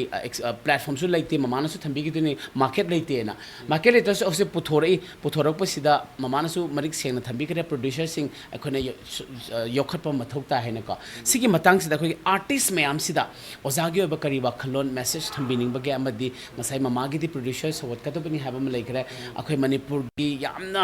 talent लेरबा यामना मगुन लेरबा अखोय की art culture अमदी अखोय की movie cinema सिंग सो दुकी मति यामना strong ओइरिको सिगी Matang सिदा अखोय की artist ma'am से अखोय मसिन सि कमाइना लेमिनबा फै अमदी अखोय सि करी प्रिपरेशन अमदी प्लान तोबा याबगे हाबगी मणिपुर सि अखोय की इंटरनेशनल प्लेटफॉर्म दा उखटपा याबगी वखलोन खरदंग थंबी याम फजबा क्वेश्चन अमका खंगबिरे अदु क्वेश्चन सी अखोना अहाम बेसिक खुमजद्रिंगै दा हाइतारे को गसाइ ममाना हाइगी बदुदा आइनि खितंग सप्लीमेंट तौजनिंग बा हाइतारे फिल्म जी येंगबिरा बंगाक्तनी व्यूअर सिंग न को नुंगोन खरबा थमोइस अदु नुंगोन खरबा थमोइस सिदा कदोगेदा मसलेसिदा नुपा नुपी अनिगी खन्नाबा कोन्नाबा मम इमुंग मनुंगी कदोगेदा सिगुंबा लाइबसिंग से तसिंग नारगदी सोसाइटी सिदा सिगुंबा ꯑꯇꯣꯞꯄ ꯇꯣꯉꯥꯟ ꯇꯣꯉꯥꯟꯕ ꯋꯥꯔꯤ ꯃꯌꯥꯝ ꯑꯃ ꯀꯣꯟꯅ ꯊꯣꯛꯂꯛꯀꯗ꯭ꯔꯥ ꯍꯥꯏꯕꯒꯤ ꯀꯩꯅꯣꯁꯦ ꯑꯩꯈꯣꯏꯒꯤ ꯃꯈꯥ ꯇꯥꯕ ꯖꯦꯅꯦꯔꯦꯁꯟꯁꯤꯗ ꯁꯤꯒꯨꯝꯕ ꯁꯤꯃꯛ ꯅꯠꯇ꯭ꯔꯒꯁꯨ ꯑꯇꯣꯞꯄ ꯇꯣꯉꯥꯟ ꯇꯣꯉꯥꯟꯕ ꯋꯥꯔꯤ ꯃꯌꯥꯝ ꯑꯃꯅ ꯃꯔꯝ ꯑꯣꯏꯔꯒ ꯏꯃꯨꯡ ꯃꯅꯨꯡꯒꯤ ꯐꯦꯃꯤꯂꯤꯁꯤ ꯀꯥꯏꯔꯛꯀꯗ꯭ꯔꯥ ꯍꯥꯏꯕꯒꯤ ꯑꯀꯤꯕꯁꯤ ꯍꯧꯖꯤꯛꯁꯤ ꯂꯩꯔꯦ ꯍꯥꯏꯇꯥꯔꯦ ꯁꯣꯁꯥꯏꯇꯤꯁꯤꯗ ꯑꯗꯨ ꯃꯁꯤ ꯀꯩꯗꯧꯒꯦꯗ ꯑꯩꯅ ꯁꯨꯝ ꯈꯟꯖꯕꯗ ꯑꯩꯒꯤ ꯋꯥꯈꯜꯂꯣꯟꯗꯗꯤ ꯑꯩꯒꯤ ꯑꯩꯈꯣꯏꯒꯤ ꯃꯃꯥꯡꯗ ꯑꯩꯈꯣꯏꯕꯨ ꯌꯣꯛꯄꯤꯔꯛꯏꯕ ꯑꯩꯈꯣꯏꯒꯤ ꯏꯄꯥ ꯏꯃꯥ ꯃꯇꯝ ꯃꯃꯥꯡꯒꯤ ꯑꯍꯜ ꯂꯃꯟꯁꯤꯡ ꯑꯃꯁꯤꯡꯒ ꯃꯆꯥ ꯃꯁꯨꯁꯤꯡꯒ ꯃꯃꯥ ꯃꯄꯥꯒ ꯂꯩꯅꯕ ꯔꯤꯂꯦꯁꯟꯁꯦ ꯑꯁꯨꯛꯀꯤ ꯃꯇꯤꯛ ꯌꯥꯝꯅ ꯐꯅ ꯑꯗꯨꯝ ꯂꯩꯔꯝꯃꯦ ꯍꯥꯏꯇꯥꯔꯦ ꯃꯗꯨꯃꯛꯅ ꯃꯃꯥꯅ ꯃꯄꯥꯅ ꯍꯥꯏꯕꯁꯤꯡꯁꯤ ꯂꯣꯏꯅꯃꯛ ꯏꯜꯂꯒ ꯑꯗꯨꯝ ꯂꯥꯛꯏ ꯑꯩꯈꯣꯏꯁꯨ ꯑꯗꯨꯝ ꯍꯧꯖꯤꯛ ꯏꯟꯖꯔꯤ ꯑꯗꯨ ꯑꯩꯈꯣꯏꯅ ꯄꯣꯛꯂꯛꯏꯕ ꯏꯆꯥ ꯏꯁꯨꯁꯤꯡꯒꯤ ꯑꯩꯈꯣꯏꯒꯤ ꯃꯈꯥ ꯇꯥꯕ ꯖꯦꯅꯦꯔꯦꯁꯟꯁꯤꯡꯁꯤꯗꯗꯤ ꯑꯩꯈꯣꯏꯒꯤ ꯅꯨꯄꯥꯕꯨ ꯑꯣꯏꯔꯁꯨ ꯅꯨꯄꯤꯕꯨ ꯑꯣꯏꯔꯁꯨ ꯑꯩꯈꯣꯏꯅ ꯄꯣꯛꯏꯕ ꯏꯆꯥꯁꯤꯡꯁꯦ ꯃꯁꯤꯗꯩꯁꯤꯗ ꯏꯖꯨꯀꯦꯁꯟ ꯑꯃꯈꯛ ꯑꯩꯈꯣꯏꯅ ꯄꯤꯕ ꯗꯔꯀꯥꯔ ꯑꯣꯏꯕ꯭ꯔꯥ ꯍꯥꯏꯅ ꯈꯜꯂꯦꯕꯀꯣ ꯍꯥꯏꯗꯤ ꯑꯉꯥꯡꯁꯤꯡ ꯏꯆꯥꯁꯤꯡꯗꯨꯒ ꯑꯩꯈꯣꯏꯒ ꯀꯣꯏꯅꯕ ꯅꯠꯇꯕ ꯍꯧꯖꯤꯛꯇꯤ ꯆꯥꯎꯔꯛꯑꯒꯗꯤ ꯀ꯭ꯂꯥꯁ 9, 10 ꯀꯥꯔꯛꯄꯗꯒꯤ ꯀꯣꯜꯂꯛꯄꯗꯒꯤ ꯍꯧꯅ ꯃꯣꯏꯁꯦ ꯑꯗꯨꯝ ꯏꯖꯨꯀꯦꯁꯟꯁꯦ ꯑꯩꯈꯣꯏꯅ ꯄꯤꯕꯤꯔꯒ ꯌꯨꯝꯗꯒꯤ ꯑꯩꯈꯣꯏꯅ ꯑꯉꯥꯡꯁꯤꯡꯁꯤꯗ ꯏꯆꯥꯁꯤꯡꯁꯤꯗ ꯅꯣꯡꯃꯒꯤ ꯇꯦꯛ ꯑꯩꯈꯣꯏꯅ ꯂꯦꯁꯟ ꯑꯃꯃꯝ ꯇꯝꯕꯤꯕꯗꯧꯅ ꯍꯥꯏꯗꯤ ꯆꯥꯛ ꯆꯥꯔꯝꯗꯥꯏ ꯑꯣꯏꯔꯣ ꯀꯩꯅꯣꯝ ꯇꯧꯔꯝꯗꯥꯏ ꯃꯇꯝꯗ ꯑꯩꯈꯣꯏꯅ ꯁꯨꯝ ꯏꯃꯨꯡ ꯃꯅꯨꯡꯒꯤ ꯑꯣꯏꯔꯁꯨ ꯑꯗꯒꯤ ꯑꯉꯥꯡꯁꯤꯡꯁꯤ ꯇꯨꯡꯒꯤ ꯄꯨꯟꯁꯤꯗ ꯑꯣꯏꯔꯒꯁꯨ ꯃꯣꯏꯗ ꯀꯥꯟꯅꯍꯧꯒꯗꯕ ꯂꯦꯁꯟ ꯃꯌꯥꯝ ꯑꯃ ꯃꯣꯏꯒꯤ ꯍꯌꯦꯡ ꯐꯦꯃꯤꯂꯤ ꯀꯣꯄꯜ ꯆꯪꯉꯛꯑꯀꯥꯟꯗꯁꯨ ꯃꯣꯏꯗ ꯊꯦꯡꯅꯒꯗꯧꯕ ꯄ꯭ꯔꯣꯕ꯭ꯂꯦꯝꯁꯤꯡꯗꯨꯒ ꯃꯔꯤ ꯂꯩꯅꯕ ꯏꯖꯨꯀꯦꯁꯟ ꯃꯌꯥꯝ ꯑꯃ ꯁꯨꯝ ꯑꯩꯈꯣꯏꯅ ꯃꯁꯤ ꯈꯔ ꯄꯤꯕꯤꯍꯧꯕ ꯑꯃ ꯗꯔꯀꯥꯔ ꯑꯣꯏꯌꯦꯅ ꯈꯜꯂꯦꯕ ꯍꯧꯖꯤꯛꯇꯤ ꯑꯩꯈꯣꯏ ꯏꯆꯥꯅꯨꯄꯥ ꯏꯆꯥꯅꯨꯄꯤ ꯄꯣꯛꯏꯕꯁꯤꯡꯁꯤ ꯀꯩꯗꯧꯒꯦꯗ ꯑꯩꯈꯣꯏꯒ ꯒꯦꯞꯁꯤ ꯌꯥꯝ ꯂꯩꯅꯕꯗꯧꯅ ꯁꯨꯝ ꯂꯩꯈꯤꯕꯁꯤꯁꯨ ꯃꯁꯤ ꯇꯨꯡꯗ ꯃꯊꯪꯒꯤ ꯖꯦꯅꯦꯔꯦꯁꯟꯁꯤꯡꯗ ꯇꯣꯉꯥꯟ ꯇꯣꯉꯥꯟꯕ ꯐꯦꯃꯤꯂꯤꯒꯤ ꯄ꯭ꯔꯣꯕ꯭ꯂꯦꯝ ꯃꯌꯥꯝ ꯑꯃꯅ ꯃꯔꯝ ꯑꯣꯏꯔꯒ ꯃꯣꯏꯗ ꯀꯥꯡꯈꯣꯡ ꯆꯥꯏꯕ ꯌꯨꯝꯕꯥꯟ ꯑꯃ ꯂꯥꯛꯑꯣꯏ ꯍꯥꯏꯁꯨ ꯍꯥꯏꯅꯤꯡꯉꯥꯏ ꯂꯩꯇꯦꯕꯀꯣ ꯑꯗꯨꯅ ꯃꯁꯤ ꯑꯩꯈꯣꯏ ꯑꯦꯗꯚꯥꯏꯁꯀꯨꯝꯕ ꯀꯔꯤꯒꯨꯝꯕ ꯀꯩꯅꯣꯁꯤꯡꯁꯤ ꯃꯃꯥ ꯃꯄꯥꯁꯤꯡꯁꯤꯅ ꯏꯆꯥꯁꯤꯡꯁꯤꯗ ꯄꯤꯕꯤꯔꯝꯕ ꯈꯔ ꯍꯦꯟꯅ ꯄꯤꯕꯤꯔꯝꯕ ꯑꯗꯒꯤ ꯍꯌꯦꯡ ꯃꯃꯥꯅꯁꯨ ꯉꯁꯥꯏ ꯍꯥꯏꯈ꯭ꯔꯦ ꯏꯆꯥꯅꯨꯄꯤꯅ ꯍꯜꯂꯛꯄ ꯀꯥꯟꯗ ꯅꯠꯇ꯭ꯔꯒ ꯃꯧꯁꯤꯅ ꯆꯠꯈ꯭ꯔꯕ ꯃꯇꯨꯡꯗ ꯑꯩꯒꯤ ꯏꯆꯥꯅꯨꯄꯥꯗꯅ ꯑꯩꯅ ꯀꯔꯤ ꯍꯥꯏꯅ ꯀꯃꯥꯏꯅ ꯑꯩꯈꯣꯏꯅ ꯄ꯭ꯔꯣꯕ꯭ꯂꯦꯝꯁꯤꯡꯁꯤ ꯀꯥꯏꯅꯗꯨꯒꯤ ꯁꯔꯨꯛꯄꯨꯗꯤ ꯑꯩꯈꯣꯏ ꯄꯨꯟꯁꯤꯜꯂꯒ ꯃꯣꯏꯁꯤ ꯂꯩꯍꯧꯕꯗꯨꯅꯦꯕ ꯑꯩꯈꯣꯏꯗ ꯅꯨꯡꯉꯥꯏꯖꯗꯣꯏꯁꯦ ꯑꯗꯨꯅ ꯃꯗꯨꯒꯤ ꯄꯣꯠꯁꯤꯡꯁꯤꯗ ꯃꯇꯥꯡꯁꯤꯗꯁꯨ ꯃꯃꯥ ꯃꯄꯥ ꯑꯣꯏꯕꯒꯤ ꯃꯥꯒꯤ ꯀꯩꯅꯣꯁꯦ ꯔꯦꯁꯄꯣꯟꯁꯤꯕꯤꯂꯤꯇꯤꯁꯦ ꯈꯪꯅ ꯀꯟꯁꯇ꯭ꯔꯛꯇꯤꯞ ꯋꯦꯗ ꯑꯩꯈꯣꯏꯅ ꯑꯉꯥꯡꯁꯤꯡꯁꯤꯗ ꯒ꯭ꯌꯥꯟ ꯇꯥꯅꯅꯕ ꯇꯥꯛꯄꯤꯕ ꯑꯗꯨꯒ ꯔꯤꯌꯨꯅꯤꯌꯟ ꯑꯣꯏꯅꯅꯕꯒꯤ ꯄꯣꯠꯁꯦ ꯃꯁꯤ ꯑꯩꯈꯣꯏ ꯍꯣꯠꯅꯕꯤꯕ ꯑꯗꯨꯒ ꯃꯣꯏꯗ ꯃꯁꯤꯒꯤ ꯀꯩꯅꯣꯁꯦ ꯑꯩꯈꯣꯏꯅ ꯏꯖꯨꯀꯦꯁꯟ ꯑꯃꯈꯛ ꯄꯤꯕꯁꯤ ꯌꯥꯝ ꯃꯊꯧ ꯇꯥꯏꯌꯦꯅ ꯈꯟꯖꯩ ꯌꯥꯝ ꯑꯆꯨꯝꯕꯅꯤ ꯁꯤꯒꯤ ꯑꯩꯈꯣꯏ ꯍꯪꯕꯤꯔꯤꯕ ꯀꯣꯏꯁꯟꯗꯨꯒꯤ ꯑꯃꯨꯛ ꯂꯥꯛꯆꯔꯒ ꯍꯧꯖꯤꯛꯁꯦ ꯃꯅꯤꯄꯨꯔꯒꯤ ꯐꯤꯂꯝꯁꯤ ꯇꯁꯦꯡꯅ ꯃꯥꯔꯀꯦꯠ ꯂꯩꯇꯦ ꯁꯤ ꯃꯌꯥꯝꯅ ꯑꯗꯨꯝ ꯂꯣꯏꯅ ꯈꯪꯅꯔꯦ ꯈꯪꯅꯔꯒꯁꯨ ꯃꯁꯤꯗ ꯃꯈꯥ ꯇꯥꯅ ꯑꯩꯈꯣꯏꯅ ꯍꯦꯟꯅ ꯃꯥꯡꯖꯤꯟ ꯇꯥꯅ ꯆꯪꯁꯤꯟꯅꯕꯒꯤ ꯄꯣꯠꯁꯤ ꯇꯁꯦꯡꯅ ꯍꯥꯏꯔꯒꯗꯤ ꯑꯩꯈꯣꯏꯁꯤ ꯍꯣꯏ ꯂꯝ ꯁ꯭ꯄꯣꯔꯠꯁ ꯑꯃꯗꯤ ꯑꯥꯔꯠ ꯑꯦꯟ ꯀꯜꯆꯔꯒꯤ ꯂꯝꯁꯤꯗꯗꯤ ꯄ꯭ꯔꯤꯊꯤꯕꯤꯅ ꯄꯨꯝꯅꯃꯛꯅ ꯃꯌꯥꯝꯅ ꯁꯛꯈꯪꯕꯤꯔꯤ ꯁꯤꯡꯊꯥꯅꯕꯤꯔꯤ ꯑꯗꯨꯕꯨ ꯑꯩꯈꯣꯏꯒꯤ ꯃꯔꯛꯁꯤꯗ ꯑꯦꯅꯤ ꯂꯝ ꯈꯨꯗꯤꯡꯃꯛꯇ ꯍꯥꯏꯇꯥꯔꯦ ꯃꯁꯤ ꯑꯥꯔꯠꯀꯤ ꯂꯝ ꯉꯥꯛꯇꯁꯨ ꯅꯠꯇꯕ ꯍꯥꯏꯒꯗ꯭ꯔꯥ ꯀꯩꯅꯣ ꯑꯩꯈꯣꯏꯁꯤ ꯈꯤꯇꯪ ꯍꯦꯟꯅ ꯐꯥꯎꯅꯤꯡꯕꯒꯤ ꯄꯣꯠꯁꯦ ꯃꯁꯤꯃ ꯌꯥꯝ ꯊꯨꯅ ꯐꯥꯎꯅꯤꯡꯕꯒꯤ ꯄꯣꯠꯁꯦ ꯃꯁꯤꯃ ꯑꯩꯈꯣꯏꯒꯤ ꯏꯁꯤꯗ ꯈꯔ ꯑꯗꯨꯝ ꯌꯥꯎꯔꯒ ꯂꯩꯕꯗꯧꯅ ꯁꯨꯝ ꯇꯧꯔꯛꯄ ꯍꯥꯏꯇꯥꯔꯦ ꯑꯅꯧꯕ ꯖꯦꯅꯦꯔꯦꯁꯟꯁꯤꯡꯁꯤ ꯑꯗꯨꯅ ꯃꯁꯤꯒꯤ ꯄꯣꯠꯁꯤꯃ ꯈꯖꯤꯛꯇꯪ ꯑꯩꯈꯣꯏꯗꯤ ꯑꯦꯅꯤ ꯑꯩꯅ ꯄꯥꯝꯃꯤꯕ ꯂꯥꯏꯟꯁꯤꯗꯩꯁꯤꯗ ꯁꯤꯔꯤꯌꯁꯂꯤ ꯋꯥꯛ ꯇꯧꯔꯛꯑꯀꯥꯟꯗꯨꯗ ꯈꯪꯅ ꯋꯥꯛ ꯇꯧꯔꯛꯑꯀꯥꯟꯗꯨꯗ ꯃꯗꯨꯗꯩꯗꯨꯗ ꯑꯩꯒꯤ ꯐꯤꯗꯥ ꯑꯃ ꯁꯣꯏꯗꯅ ꯂꯥꯛꯀꯅꯦꯕ ꯍꯥꯏꯗꯤ ꯁꯦ ꯑꯦꯅꯤ ꯑꯥꯔꯇꯤꯁ ꯑꯃ ꯑꯩꯈꯣꯏ ꯑꯥꯔꯇꯤꯁ ꯑꯣꯏꯖꯔꯨꯕꯒꯤ ꯍꯥꯏꯇꯥꯔꯦ ꯑꯥꯔꯇꯤꯁ ꯑꯃ ꯑꯣꯏꯕꯤꯒꯦ ꯍꯥꯏꯅ ꯈꯜꯂꯒꯗꯤ ꯇꯁꯦꯡꯅ ꯑꯥꯔꯇꯤꯁ ꯑꯃꯅ ꯃꯥꯒꯤ ꯇꯧꯐꯝ ꯊꯣꯛꯄꯁꯦ ꯇꯁꯦꯡꯅ ꯍꯥꯏꯔꯒ ꯃꯃꯥꯅꯁꯨ ꯉꯁꯥꯏ ꯗꯤꯁꯤꯄ꯭ꯂꯤꯟꯒꯤ ꯍꯥꯏꯈꯤꯗꯣ ꯗꯤꯁꯤꯄ꯭ꯂꯤꯟꯁꯤ ꯌꯥꯝ ꯂꯩꯕ ꯑꯃ ꯆꯪꯉꯤ ꯑꯗꯨꯅ ꯑꯩꯒꯤ ꯏꯊꯛ ꯊꯣꯡꯕ ꯑꯍꯜ ꯂꯃꯟꯁꯤꯡꯁꯦ ꯑꯩꯈꯣꯏ ꯑꯩꯕꯨ ꯇꯥꯛꯄꯤꯕ ꯈꯨꯠ ꯄꯥꯏꯗꯅ ꯍꯦꯛ ꯇꯥꯛꯄꯤ ꯇꯝꯕꯤꯕ ꯅꯠꯇ꯭ꯔꯒꯁꯨ ꯑꯣꯖꯥꯁꯤꯡꯕꯨ ꯑꯩꯈꯣꯏꯅ ꯔꯤꯒꯥꯔꯠ ꯇꯧꯗꯅ ꯈꯨꯔꯨꯝꯗꯅ ꯈꯣꯠꯇꯅ ꯑꯃ ꯇꯧꯗꯅ ꯇꯧꯕꯁꯦ ꯑꯩꯈꯣꯏ ꯉꯁꯤ ꯐꯥꯎꯕ ꯑꯗꯨꯝ ꯇꯧꯖꯔꯤ ꯑꯗꯨꯝ ꯃꯃꯥ ꯍꯣꯏ ꯎꯕ ꯈꯪꯗꯦ ꯑꯃ ꯈꯪꯗꯦ ꯂꯩꯔꯤꯕꯁꯤꯡꯁꯦ ꯑꯗꯨꯅ ꯑꯍꯜ ꯂꯃꯟꯁꯤꯡꯁꯤ ꯔꯤꯒꯥꯔꯠ ꯌꯥꯝꯅ ꯇꯧꯕꯁꯤꯃ tauhanningi hananbada anoba artist haugalibasingida nungbu nungsiradi ko ibona bima smai tong kainom to ju takpiramgane bako adu masigi pose aduga aina pamjari line sida basic si khangaga changakpasini yam darkar ois aduna koina theater da kaida haurakpasingna masigi ozanaina haurakpasing amuk niyom chumaisi ꯑꯍꯥꯟꯕꯒꯤꯗꯤ ꯐꯥꯎꯈꯤꯕ ꯌꯥꯏ ꯀꯅꯥꯒꯨꯝꯕ album ꯑꯃꯈꯛꯇ ꯀꯔꯤꯒꯨꯝꯕ ꯑꯃꯈꯛꯇ ꯑꯩꯈꯣꯏꯅ ꯃꯌꯥꯝꯅ ꯌꯥꯝꯅ ꯄꯥꯝꯅꯕ ꯍꯤꯠ ꯑꯣꯏꯈꯤꯕ ꯀꯩꯅꯣ ꯚꯥꯏꯔꯦꯜ ꯆꯠꯈꯤꯕ ꯇ꯭ꯔꯦꯟꯗꯤꯡ ꯑꯣꯏꯈꯤꯕ ꯑꯗꯨꯅ ꯑꯍꯥꯟꯕ ꯐꯥꯎꯈꯤꯕ ꯌꯥꯏꯑꯕ ꯃꯈꯥ ꯇꯥꯕꯗ ꯏꯁꯥꯒꯤ ꯑꯣꯏꯕ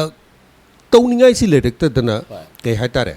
ꯃꯈꯥ ꯇꯥꯅ ꯇꯧꯕ ꯉꯝꯗꯕ ꯑꯗꯨꯒ ꯃꯌꯥꯝꯒꯤ ꯀꯩꯅꯣ ꯇꯧꯔꯤꯕꯁꯤꯗꯒꯤ ꯁꯨꯝ ꯇꯝ ꯂꯥꯞꯊꯣꯛꯄꯁꯤ ꯑꯣꯏꯔꯛꯀꯅꯦꯕꯀꯣ ꯑꯗꯨꯅ ꯃꯁꯤꯁꯨ ꯑꯩꯈꯣꯏꯅ ꯕꯦꯁꯤꯛ ꯑꯣꯏꯕ ꯄꯣꯠꯁꯤꯡꯁꯦ ꯑꯩꯈꯣꯏ ꯈꯪꯅꯕ ꯑꯣꯖꯥ ꯒꯨꯔꯨꯁꯤꯡꯗꯒꯤ ꯍꯪꯕ ꯇ꯭ꯔꯦꯅꯤꯡꯁꯤ ꯌꯥꯝꯅ ꯀꯔꯤ ꯇꯧꯕ ꯌꯥꯏ ꯀꯔꯤ ꯌꯥꯎꯁꯟꯕ ꯌꯥꯏ ꯀꯩꯗꯧꯕ ꯌꯥꯏ ꯀꯥꯏꯁꯦꯀꯣ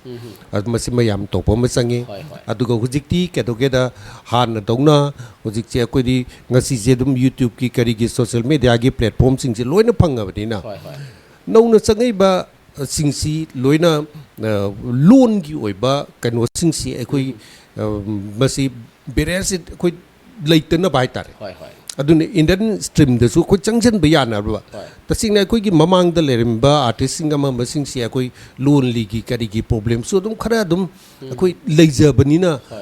ꯑꯗꯨ ꯌꯧꯅ ꯆꯪꯁꯤꯟꯕ ꯉꯝꯗ꯭ꯔꯦ ꯉꯝꯗ ꯇꯥꯔꯒꯁꯨ ꯑꯅꯧꯕ ꯍꯧꯔꯛꯏꯕ ꯅꯣꯏꯗꯤ ꯍꯧꯖꯤꯛ ꯂꯣꯟꯂꯤꯒꯤ ꯄ꯭ꯔꯣꯕ꯭ꯂꯦꯝꯁꯤ ꯂꯩꯇꯅꯕ ꯍꯣꯠꯅꯔꯒ ꯑꯩꯈꯣꯏꯒꯤ ꯂꯣꯟ ꯑꯃ ꯉꯥꯡꯕ ꯃꯇꯝꯗ ꯃꯥꯏ ꯗꯤꯛꯁꯟꯒꯥꯁꯤ ꯆꯨꯝꯅ ꯏꯕꯟ ꯃꯩꯇꯩꯔꯣꯟꯗ ꯍꯧꯖꯤꯛ ꯗꯥꯏꯂꯣꯛ ꯑꯃ ꯍꯥꯏꯕ ꯀꯥꯟꯗ ꯐꯥꯎꯕꯗ ꯃꯩꯇꯩꯔꯣꯟꯒꯤ ꯃꯥꯒꯤ ꯀꯩꯅꯣꯁꯤ ꯆꯨꯝꯅ ꯍꯥꯏꯕ ꯑꯔꯨꯝ ꯃꯌꯥꯡꯗ ꯆꯠꯄ ꯉꯥꯛꯇꯅꯤ ꯍꯤꯟꯗꯤꯒꯤ ꯑꯣꯏꯔꯁꯨ ꯃꯅꯤꯄꯨꯔꯤꯒꯤ ꯑꯣꯏꯔꯁꯨ ꯑꯔꯨꯝ ꯃꯌꯥꯡꯁꯤꯗ ꯑꯥꯔꯊꯁꯦ ꯇꯣꯉꯥꯟ ꯂꯥꯛꯀꯗꯣꯏꯅꯦꯕꯀꯣ ꯑꯗꯨꯅ ꯄꯣꯠ ꯃꯌꯥꯝꯀꯁꯤꯡꯁꯦ ꯁꯤꯒꯤꯁꯤꯡꯁꯦ ꯌꯥꯝ ꯈꯪꯅ ꯆꯪꯉꯛꯑꯒꯗꯤ ꯏꯪꯂꯤꯁꯁꯨ ꯐꯖꯅ ꯍꯧꯖꯤꯛ ꯍꯧꯔꯤꯕ ꯑꯉꯥꯡꯁꯤꯡꯁꯤꯗꯤ ꯏꯪꯂꯤꯁꯀꯤ ꯊꯣꯏꯗꯣꯛꯅ ꯑꯋꯥꯠꯄ ꯂꯩꯇ꯭ꯔꯦ ꯂꯦꯡꯒ꯭ꯋꯦꯖꯒꯤ ꯑꯣꯏꯔꯣ ꯑꯗꯩ ꯚꯣꯀꯦꯁꯅꯦꯜ ꯀꯩꯅꯣꯁꯤꯡꯁꯤꯗ ꯑꯗꯨꯅ ꯍꯥꯏꯔꯤꯕꯁꯤꯡꯁꯤ ꯌꯧꯅ ꯆꯠꯄ ꯌꯥꯅꯅꯕꯒꯤ ꯋꯦꯗꯤ ꯂꯩꯔꯕꯅꯦꯕꯀꯣ ꯇꯧꯕꯇꯕꯨ ꯀꯩꯗꯧꯒꯦꯗ ꯑꯩꯈꯣꯏꯅ ꯃꯁꯤꯗꯩꯁꯤꯗ ꯑꯩꯈꯣꯏꯁꯤ ꯑꯅꯧꯕ ꯆꯪꯉꯛꯏꯕ ꯖꯦꯅꯦꯔꯦꯁꯟꯁꯤꯡ ꯑꯩꯈꯣꯏꯒꯤ ꯐꯤꯂꯝꯕꯨ ꯄꯥꯝꯖꯗꯅ ꯆꯪꯉꯛꯏꯕꯁꯤꯡ ꯏꯆꯥ ꯏꯅꯥꯎꯁꯤꯡꯗ ꯑꯩꯅ ꯍꯥꯏꯅꯤꯡꯕꯁꯤ ꯑꯩꯅ ꯇꯧꯒꯦꯅ ꯈꯟꯅ ꯆꯪꯉꯛ ꯇꯥꯔꯒꯗꯤ ꯐꯤꯂꯝꯁꯤꯒꯤ ꯑꯦꯛꯇꯤꯡꯁꯤꯒꯤ ꯃꯔꯝꯁꯤꯗꯩꯁꯤꯗ ꯑꯩꯈꯣꯏꯅ ꯕꯦꯁꯤꯛꯁꯤ ꯐꯖꯅ ꯈꯔ ꯈꯪꯕ ꯌꯥꯕꯁꯤ ꯈꯤꯇꯪ ꯈꯪꯉꯒ ꯆꯪꯕꯤꯌꯨ ꯇꯧꯕꯤꯌꯨ ꯍꯥꯏꯕꯁꯤꯃꯒ ꯑꯩ ꯊꯝꯖꯒꯦ ꯌꯥꯝ ꯅꯨꯡꯉꯥꯏꯖꯩ ꯍꯥꯏꯕꯗꯤ ꯑꯣꯖꯥꯅꯁꯨ ꯌꯥꯝ ꯃꯔꯤꯛ ꯆꯨꯝꯅ ꯊꯝꯕꯤꯔꯦ ꯍꯥꯏꯕꯗꯤ ꯑꯩꯈꯣꯏꯒꯤ ꯑꯥꯔꯠ ꯍꯥꯏꯁꯤ ꯑꯔꯥꯏꯕ ꯊꯕꯛꯇꯤ ꯅꯠꯇꯕꯅꯤ나 ꯑꯩꯈꯣꯏꯒꯤ ꯇ꯭ꯔꯦꯟꯗꯤꯡ ꯑꯣꯏꯈꯤꯕ ꯑꯩꯈꯣꯏꯒꯤ ꯄꯣꯄꯨꯂꯔꯤꯇꯤ ꯇꯥꯟꯈꯤꯕ ꯍꯥꯏꯕꯗꯨꯅ ꯑꯩꯈꯣꯏꯒꯤ ꯂꯥꯏꯕꯛ ꯑꯃꯗꯤ ꯃꯌꯥꯝꯒꯤ ꯈꯨꯗꯛꯀꯤ ꯑꯣꯏꯕ ꯑꯩꯈꯣꯏꯒꯤ ꯀꯩꯅꯣꯅꯤ ꯑꯆꯤꯚꯃꯦꯟꯅꯤ ꯇꯧꯕꯗꯕꯨ ꯑꯥꯔꯠꯁꯤ ꯑꯩꯈꯣꯏꯅ ꯁꯛꯁꯦꯁꯐꯨꯜꯂꯤ ꯇꯧꯒꯦ ꯍꯥꯏꯕꯗꯤ ꯑꯣꯖꯥꯅ ꯊꯝꯕꯤꯔꯤꯕ ꯑꯩꯈꯣꯏꯒꯤ ꯕꯦꯁꯤꯛ ꯅꯣꯂꯦꯖ ꯑꯃ ꯊꯝꯕꯤꯌꯨ ꯂꯣꯏꯅꯅ ꯑꯩꯈꯣꯏꯒꯤ ꯋꯥꯔꯜꯒꯤ ꯄ꯭ꯂꯦꯠꯐꯣꯝꯗ ꯂꯩꯕ ꯉꯝꯅꯕꯒꯤꯗꯃꯛꯇ ꯍꯧꯖꯤꯛ ꯍꯧꯒꯠꯂꯛꯂꯤꯕꯁꯤꯡꯅ ꯀꯝꯃ꯭ꯌꯨꯅꯤꯀꯦꯁꯟ ꯒ꯭याप ꯂꯩꯇꯕ ꯑꯩꯈꯣꯏ ꯀꯝꯃ꯭ꯌꯨꯅꯤꯀꯦꯁꯟ ꯌꯥꯝ ꯆꯨꯝꯅꯁꯨ ꯍꯥꯏꯕꯤꯔꯤ ꯋꯥꯔꯗ ꯗꯤꯛꯁꯟ ꯄ꯭ꯔꯣꯄꯔꯂꯤ ꯍꯥꯏꯕꯤꯌꯨ ꯍꯥꯏꯕꯗꯤ ꯍꯧꯖꯤꯛꯃꯛꯁꯨ ꯃꯅꯤꯄꯨꯔꯗ ꯑꯩꯈꯣꯏ ꯑꯅꯧꯕ ꯑꯥꯔꯇꯤꯁꯁꯤꯡꯅ ꯑꯩꯈꯣꯏꯒꯤ ꯏꯁꯥꯒꯤ ꯏꯔꯣꯟꯗꯁꯨ ꯑꯩꯈꯣꯏꯁꯦ ꯑꯔꯨꯝ ꯑꯌꯥꯡꯁꯦ ꯄꯨꯕ ꯉꯝꯗꯕ ꯀꯌꯥ ꯑꯃ ꯌꯥꯎꯗꯕ ꯅꯠꯇꯦ ꯍꯥꯏꯅ ꯑꯣꯖꯥꯅ ꯊꯝꯕꯤꯔꯤꯕꯁꯤ ꯃꯌꯥꯝ ꯆꯦꯛꯁꯤꯟꯕꯤꯌꯨ ꯃꯌꯥꯝꯒꯤ ꯐꯅꯕꯒꯤꯗꯃꯛꯇ ꯑꯣꯖꯥꯒꯤ ꯌꯥꯝꯅ ꯃꯒꯨꯟ ꯂꯩꯔꯕ ꯄꯥꯎꯇꯥꯛꯅꯤ ꯍꯥꯏꯅ ꯊꯝꯖꯒꯦ ꯑꯗꯨꯒ ꯑꯣꯖꯥ ꯌꯥꯝ ꯅꯨꯡꯉꯥꯏꯖꯩ ꯑꯣꯖꯥꯅꯁꯨ ꯑꯩꯈꯣꯏ ꯃꯃꯥꯡꯗ ꯊꯝꯕꯤꯔꯤꯕ ꯁꯤꯒꯤ ꯍꯦꯛ ꯃꯃꯥꯡꯗ ꯊꯝꯕꯤꯔꯤꯕ ꯑꯩꯈꯣꯏꯒꯤ ꯗꯤꯁꯤꯄ꯭ꯂꯤꯟ ꯂꯩꯒꯗꯕꯅꯤ ꯕꯣꯟꯗꯤꯡ ꯂꯩꯒꯗꯕꯅꯤ ꯍꯥꯏꯕꯁꯤ ꯐꯦꯃꯤꯂꯤꯗ ꯑꯩꯈꯣꯏꯒꯤ ꯁꯤꯅꯦꯃꯥꯅ ꯗ꯭ꯔꯃꯥꯅꯁꯨ ꯃꯦꯁꯦꯖ ꯀꯌꯥ ꯑꯃ ꯄꯤꯔꯒꯁꯨ ꯑꯩꯈꯣꯏꯁꯤ ꯃꯔꯨ ꯑꯣꯏꯅ ꯂꯧꯁꯤꯟꯈꯤꯗꯕ ꯀꯌꯥ ꯑꯃꯁꯨ ꯌꯥꯎꯗꯕ ꯅꯠꯇꯦ ꯑꯗꯨꯅ ꯑꯩꯈꯣꯏꯒꯤ ꯃꯃꯥꯅꯁꯨ ꯊꯝꯕꯤꯔꯤ ꯑꯣꯖꯥꯅꯁꯨ ꯊꯝꯕꯤꯔꯤ ꯗꯤꯁꯤꯄ꯭ꯂꯤꯟ ꯍꯥꯏꯕ ꯑꯩꯈꯣꯏꯒꯤ ꯆꯠꯅ ꯀꯥꯡꯂꯣꯟ ꯃꯌꯥꯝ ꯑꯃꯁꯤ ꯑꯩꯈꯣꯏꯒꯤ ꯁꯤꯅꯦꯃꯥꯗ ꯗ꯭ꯔꯃꯥꯗ ꯎꯠꯂꯤꯕꯁꯤꯡꯁꯤ ꯐꯠꯇꯦ ꯍꯥꯏꯕꯁꯤꯃ ꯑꯗꯩ ꯐꯖꯕ ꯍꯥꯏꯕꯁꯤꯃ ꯑꯩꯈꯣꯏꯒꯤ ꯁꯝꯅ ꯍꯥꯏꯕꯗ ꯑꯩꯈꯣꯏꯒꯤ ꯅꯦꯒꯦꯇꯤꯚ ꯔꯣꯜ ꯄꯣꯖꯤꯇꯤꯚ ꯔꯣꯜ ꯂꯩꯔꯤꯕꯅꯤ ꯅꯦꯒꯦꯇꯤꯚ ꯔꯣꯜ ꯎꯠꯂꯤꯕ ꯃꯌꯥꯝꯗꯣ ꯑꯩꯈꯣꯏ ꯇꯧꯍꯩꯗꯦ ꯇꯧꯐꯗꯦ ꯍꯥꯏꯅ ꯇꯥꯛꯆꯕꯅꯤ ꯑꯗꯨꯒ ꯄꯣꯖꯤꯇꯤꯚ ꯔꯣꯜ ꯃꯌꯥꯝꯗꯨ ꯑꯩꯈꯣꯏꯅ ꯐꯖꯩ ꯑꯗꯨꯒ ꯑꯩꯈꯣꯏꯅ ꯌꯥꯝꯅ ꯆꯦꯝꯄꯤꯌꯟ ꯑꯣꯏꯕ ꯑꯩꯈꯣꯏꯒꯤ ꯃꯦꯟꯇꯥꯂꯤꯇꯤꯁ ꯃꯌꯥꯝ ꯑꯗꯨ ꯊꯝꯃꯤꯟꯅꯁꯤ ꯍꯥꯏꯅ ꯊꯝꯖꯕꯅꯤ ꯂꯣꯏꯁꯤꯜꯂꯛꯄꯁꯤꯗ ꯀꯩꯅꯣꯗꯣ ꯉꯁꯥꯏꯒꯤ ꯑꯩꯅ ꯃꯃꯥ ꯃꯄꯥ ꯑꯣꯏꯕꯁꯤꯡꯁꯤꯅ ꯑꯉꯥꯡꯁꯤꯡꯁꯤꯗ ꯏꯖꯨꯀꯦꯁꯟꯁꯤ ꯍꯧꯖꯤꯛ ꯑꯉꯥꯡ ꯑꯣꯏꯔꯤꯉꯩꯁꯤꯗ ꯑꯗꯨꯝ ꯄꯤꯕꯤꯌꯨ ꯁꯤꯅꯦꯕ ꯑꯩꯅ ꯁꯤꯃꯈꯛꯇꯤ ꯌꯥꯝ ꯍꯥꯏꯖꯅꯤꯡꯕ ꯍꯥꯏꯇꯥꯔꯦ ꯍꯥꯏꯕꯗꯤ एजुकेशन है अदुके मते इम्पोर्टेंट है ओजाना थंबीरिबा ममा मपासे खरा मनसु अखोगी सोसाइटी दा खंगबी अखोई सुमाइना अखोई इमा इपादे लारिक है होग्द्रबनिना हाइना हाइबा एजुकेशन हैबसी नॉट ओनली अखोगी फॉर्मल एजुकेशन द नते अखोगी इनफॉर्मल एजुकेशंस के आमसु लेरी तौबा यादे सुमाइन लेरदि सी लेगनी सुमाइन लेरदि सुमाइन ले यारोय सी लाकनी लाओय हैबा के आम अखोगी इनफॉर्मल एजुकेशंस में आमजु सुसोय सोयदना अखोगी पेरेंट्स सिंग अदुम अखोगी अंगांग सिंग द लोइना बिरगा मखोइदा ꯑꯩꯈꯣꯏꯒꯤ ꯐꯦꯃꯤꯂꯤꯗꯒꯤ ꯑꯩꯈꯣꯏꯒꯤ ꯑꯦꯖꯨꯀꯦꯁꯟꯁꯤ ꯑꯦꯟꯀꯜꯀꯦꯠ ꯇꯧꯍꯟꯕꯤꯌꯨ ꯍꯥꯏꯕꯗꯨꯅꯤ ꯌꯥꯝꯅ ꯃꯔꯨ ꯑꯣꯏꯔꯕ ꯌꯥꯝꯅ ꯇꯧꯐꯗ꯭ꯔꯕ ꯊꯧꯗꯥꯡ ꯑꯃꯅꯤ ꯍꯥꯏꯅ ꯊꯝꯖꯒꯦ ꯌꯥꯝ ꯅꯨꯡꯉꯥꯏꯖꯩ ꯑꯣꯖꯥ ꯍꯥꯏꯕꯗꯤ ꯑꯩꯈꯣꯏꯒꯤ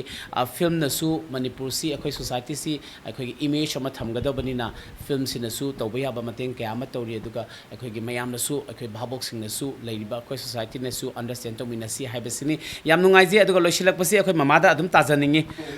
ꯃꯃꯥ ꯑꯩꯈꯣꯏꯒꯤ ꯐꯤल्मꯁꯤꯅ ꯑꯩꯈꯣꯏꯒꯤ एजुकेशन क्या अमसु पीरी अवेयरनेस क्या अमा पीरी को अदो भाबोक से की मतांगदा ममागे वखलोन खदंग थंबियु भाबोक से ज्ञान ताबा भाबोक यावी ज्ञान तादबा भाबोक यावी अदुगा भाबोक सिंगसिदा हौजिक से ममा को अखोगी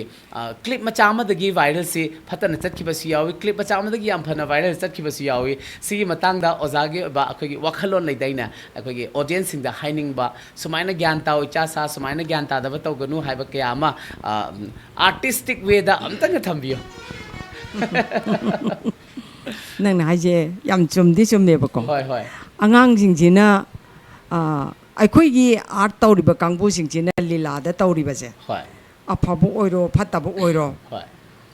अफाबसु मेसेज पीरिने होय फताबदुसु मेसेज पीरिने बा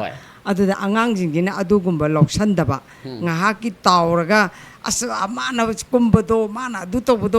tobdo hairaga lotion ba yawba adugi manungi nungi oiba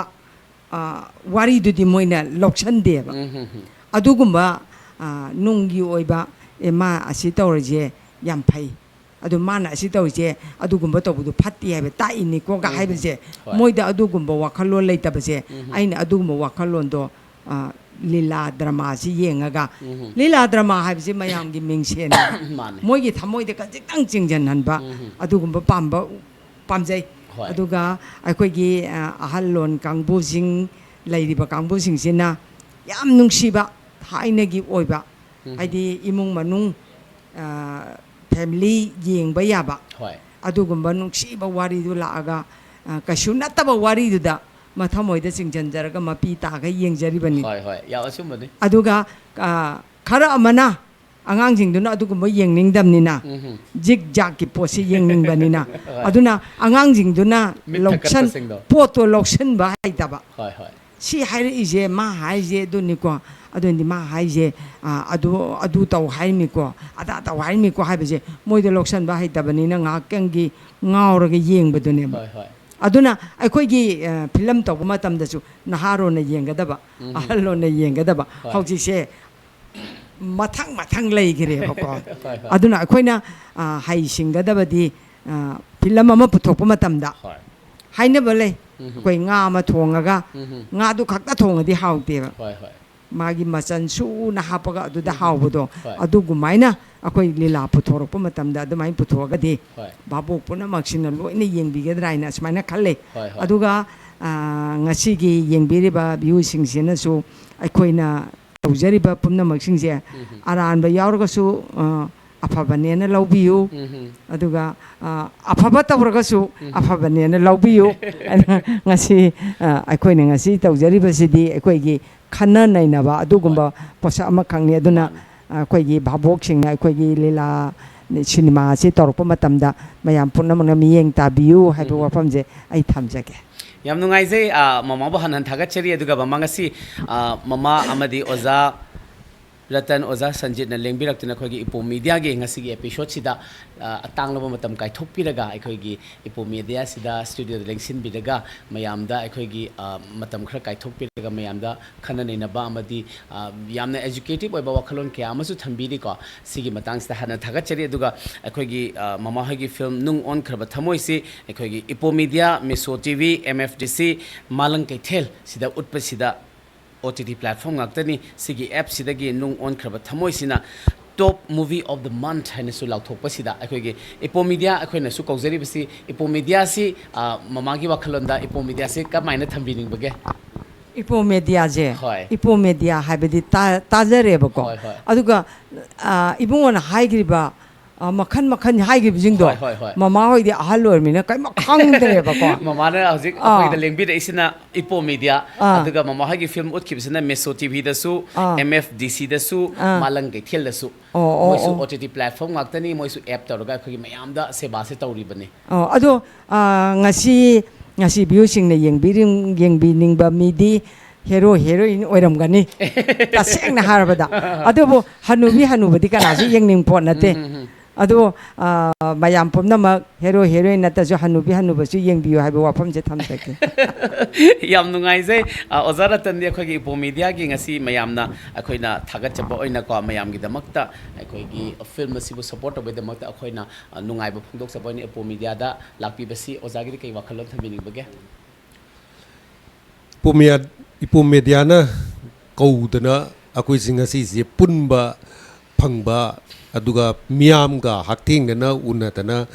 krik mo wakalon macha matong su phongdok na bagi tanja ma pi base taseng na ai Epom media bu thagat tabangam jete aduga sigumba program singsi adum yam na sinbi da kini ai bagi asai ko yam tongse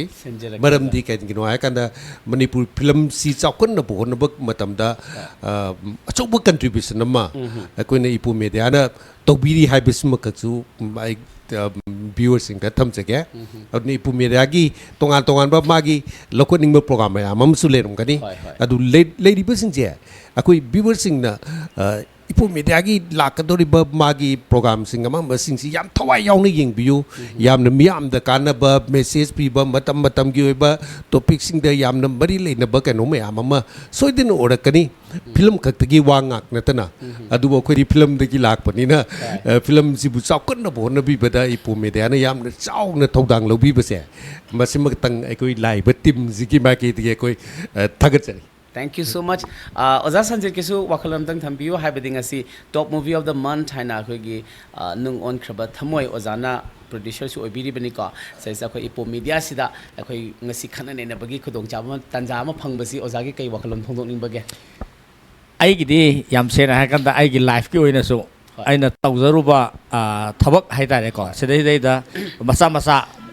ai gi hingne na bagi lambi tu nataba adi miyam gi oiba haidedi society gi oiba platform amada akoi kakhal akanda ka thabak tau jaba se sedai da koi gi miyam na nungsibi dana nungongkraba thamoi si yeng bira kan da akoi gi miyam na khwai da gi yeng ba tha si gi koi gi film ko oira ko se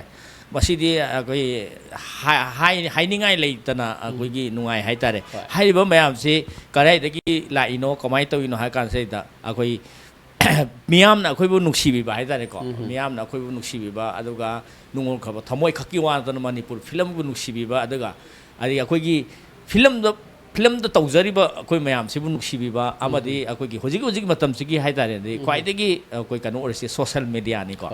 adu social media gi akhoi gi OTT platform oi ba akhoi Epom adu miso adedi akhoi MFDC aduga malang kate ko sidai dei da mayam na nungsibiba aduga akhoi kan tawbadagi akhoi mayam ga unaba phangjabase si aduki matik nungai ba phaujai aduga mayam bursu akhoi gi inau ba film gi lamda ahan boina film puthokchabani khanbira kanda asagi wahi wata da soiba khotpa haitaba haidai ko sungumba akhoi yawbi khurga su akoi yengbiriba amadi khwai pumna mangna haitare iribak chak khwai pumna mangna ngakpiu haiba wafam sima ai aham akoi thamjage adu loinana film si oina bo khona ba matam da haitare nungongkraba thamoi si oina khona matam da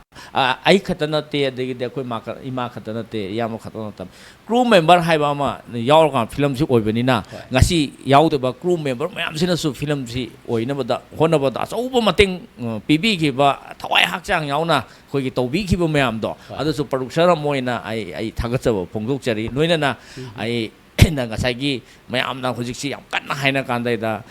film gi market lai ti haji masi matang se masidai da aina phaujarak pa haidare ko aina khang hairaga haibadi na ta phaujarak pa thamoi gi kan maka ai haijage haidare ko hojikti hanagi hol cinema yeng bagi chane bi se masi laitre ba akoina khang kan da koi kumai harau ka thok kan da cinema se ticket kak no hono boda ticket kak pham se leitana akoi imana mayam sina mathak ta mi langkhalaga mi makok mathak si da ko mi langkhalaga mi sina koi gi changaga koi gi counter buchit kutin je ticket kak pa se koi cinema yeng e haidare ko ado matam gi matung ina sum tam chen sau yu kan da hojikti kai do ha kan da ꯍꯣꯟꯗ ꯆꯠꯂꯒ ꯄꯨꯡ ꯑꯃ ꯄꯨꯡ ꯑꯅꯤ ꯐꯝꯃ cinema ꯌꯦꯡꯕ ꯑꯗꯒꯤꯗꯤ ꯑꯩꯈꯣꯏꯒꯤ ꯇꯣꯉꯥꯟꯕ ꯖꯒꯥ ꯑꯃꯗ ꯃꯇꯝ ꯀꯥꯏꯊꯣꯛꯑꯒ ꯁꯤꯅꯦꯃꯥ ꯌꯦꯡꯕꯒꯤ ꯆꯠꯄꯒꯤ ꯀꯩꯅꯣꯁꯦ ꯃꯁꯤ ꯇꯞꯅ ꯇꯞꯅ ꯃꯥꯡꯁꯜꯂꯛꯑꯦꯕ ꯃꯁꯤ ꯀꯩꯅꯣ ꯊꯕꯛ ꯃꯁꯥꯒꯤ ꯃꯊꯧꯗ ꯍꯦꯟꯀꯠꯂꯛꯄ ꯆꯤꯟꯕ ꯍꯦꯟꯀꯠꯂꯛꯄꯅ ꯑꯣꯏꯔꯝꯕ ꯌꯥꯏ ꯑꯗꯣ ꯍꯧꯖꯤꯛꯁꯤ ꯃꯥꯔꯀꯦꯠ ꯂꯩꯇꯩꯁꯦ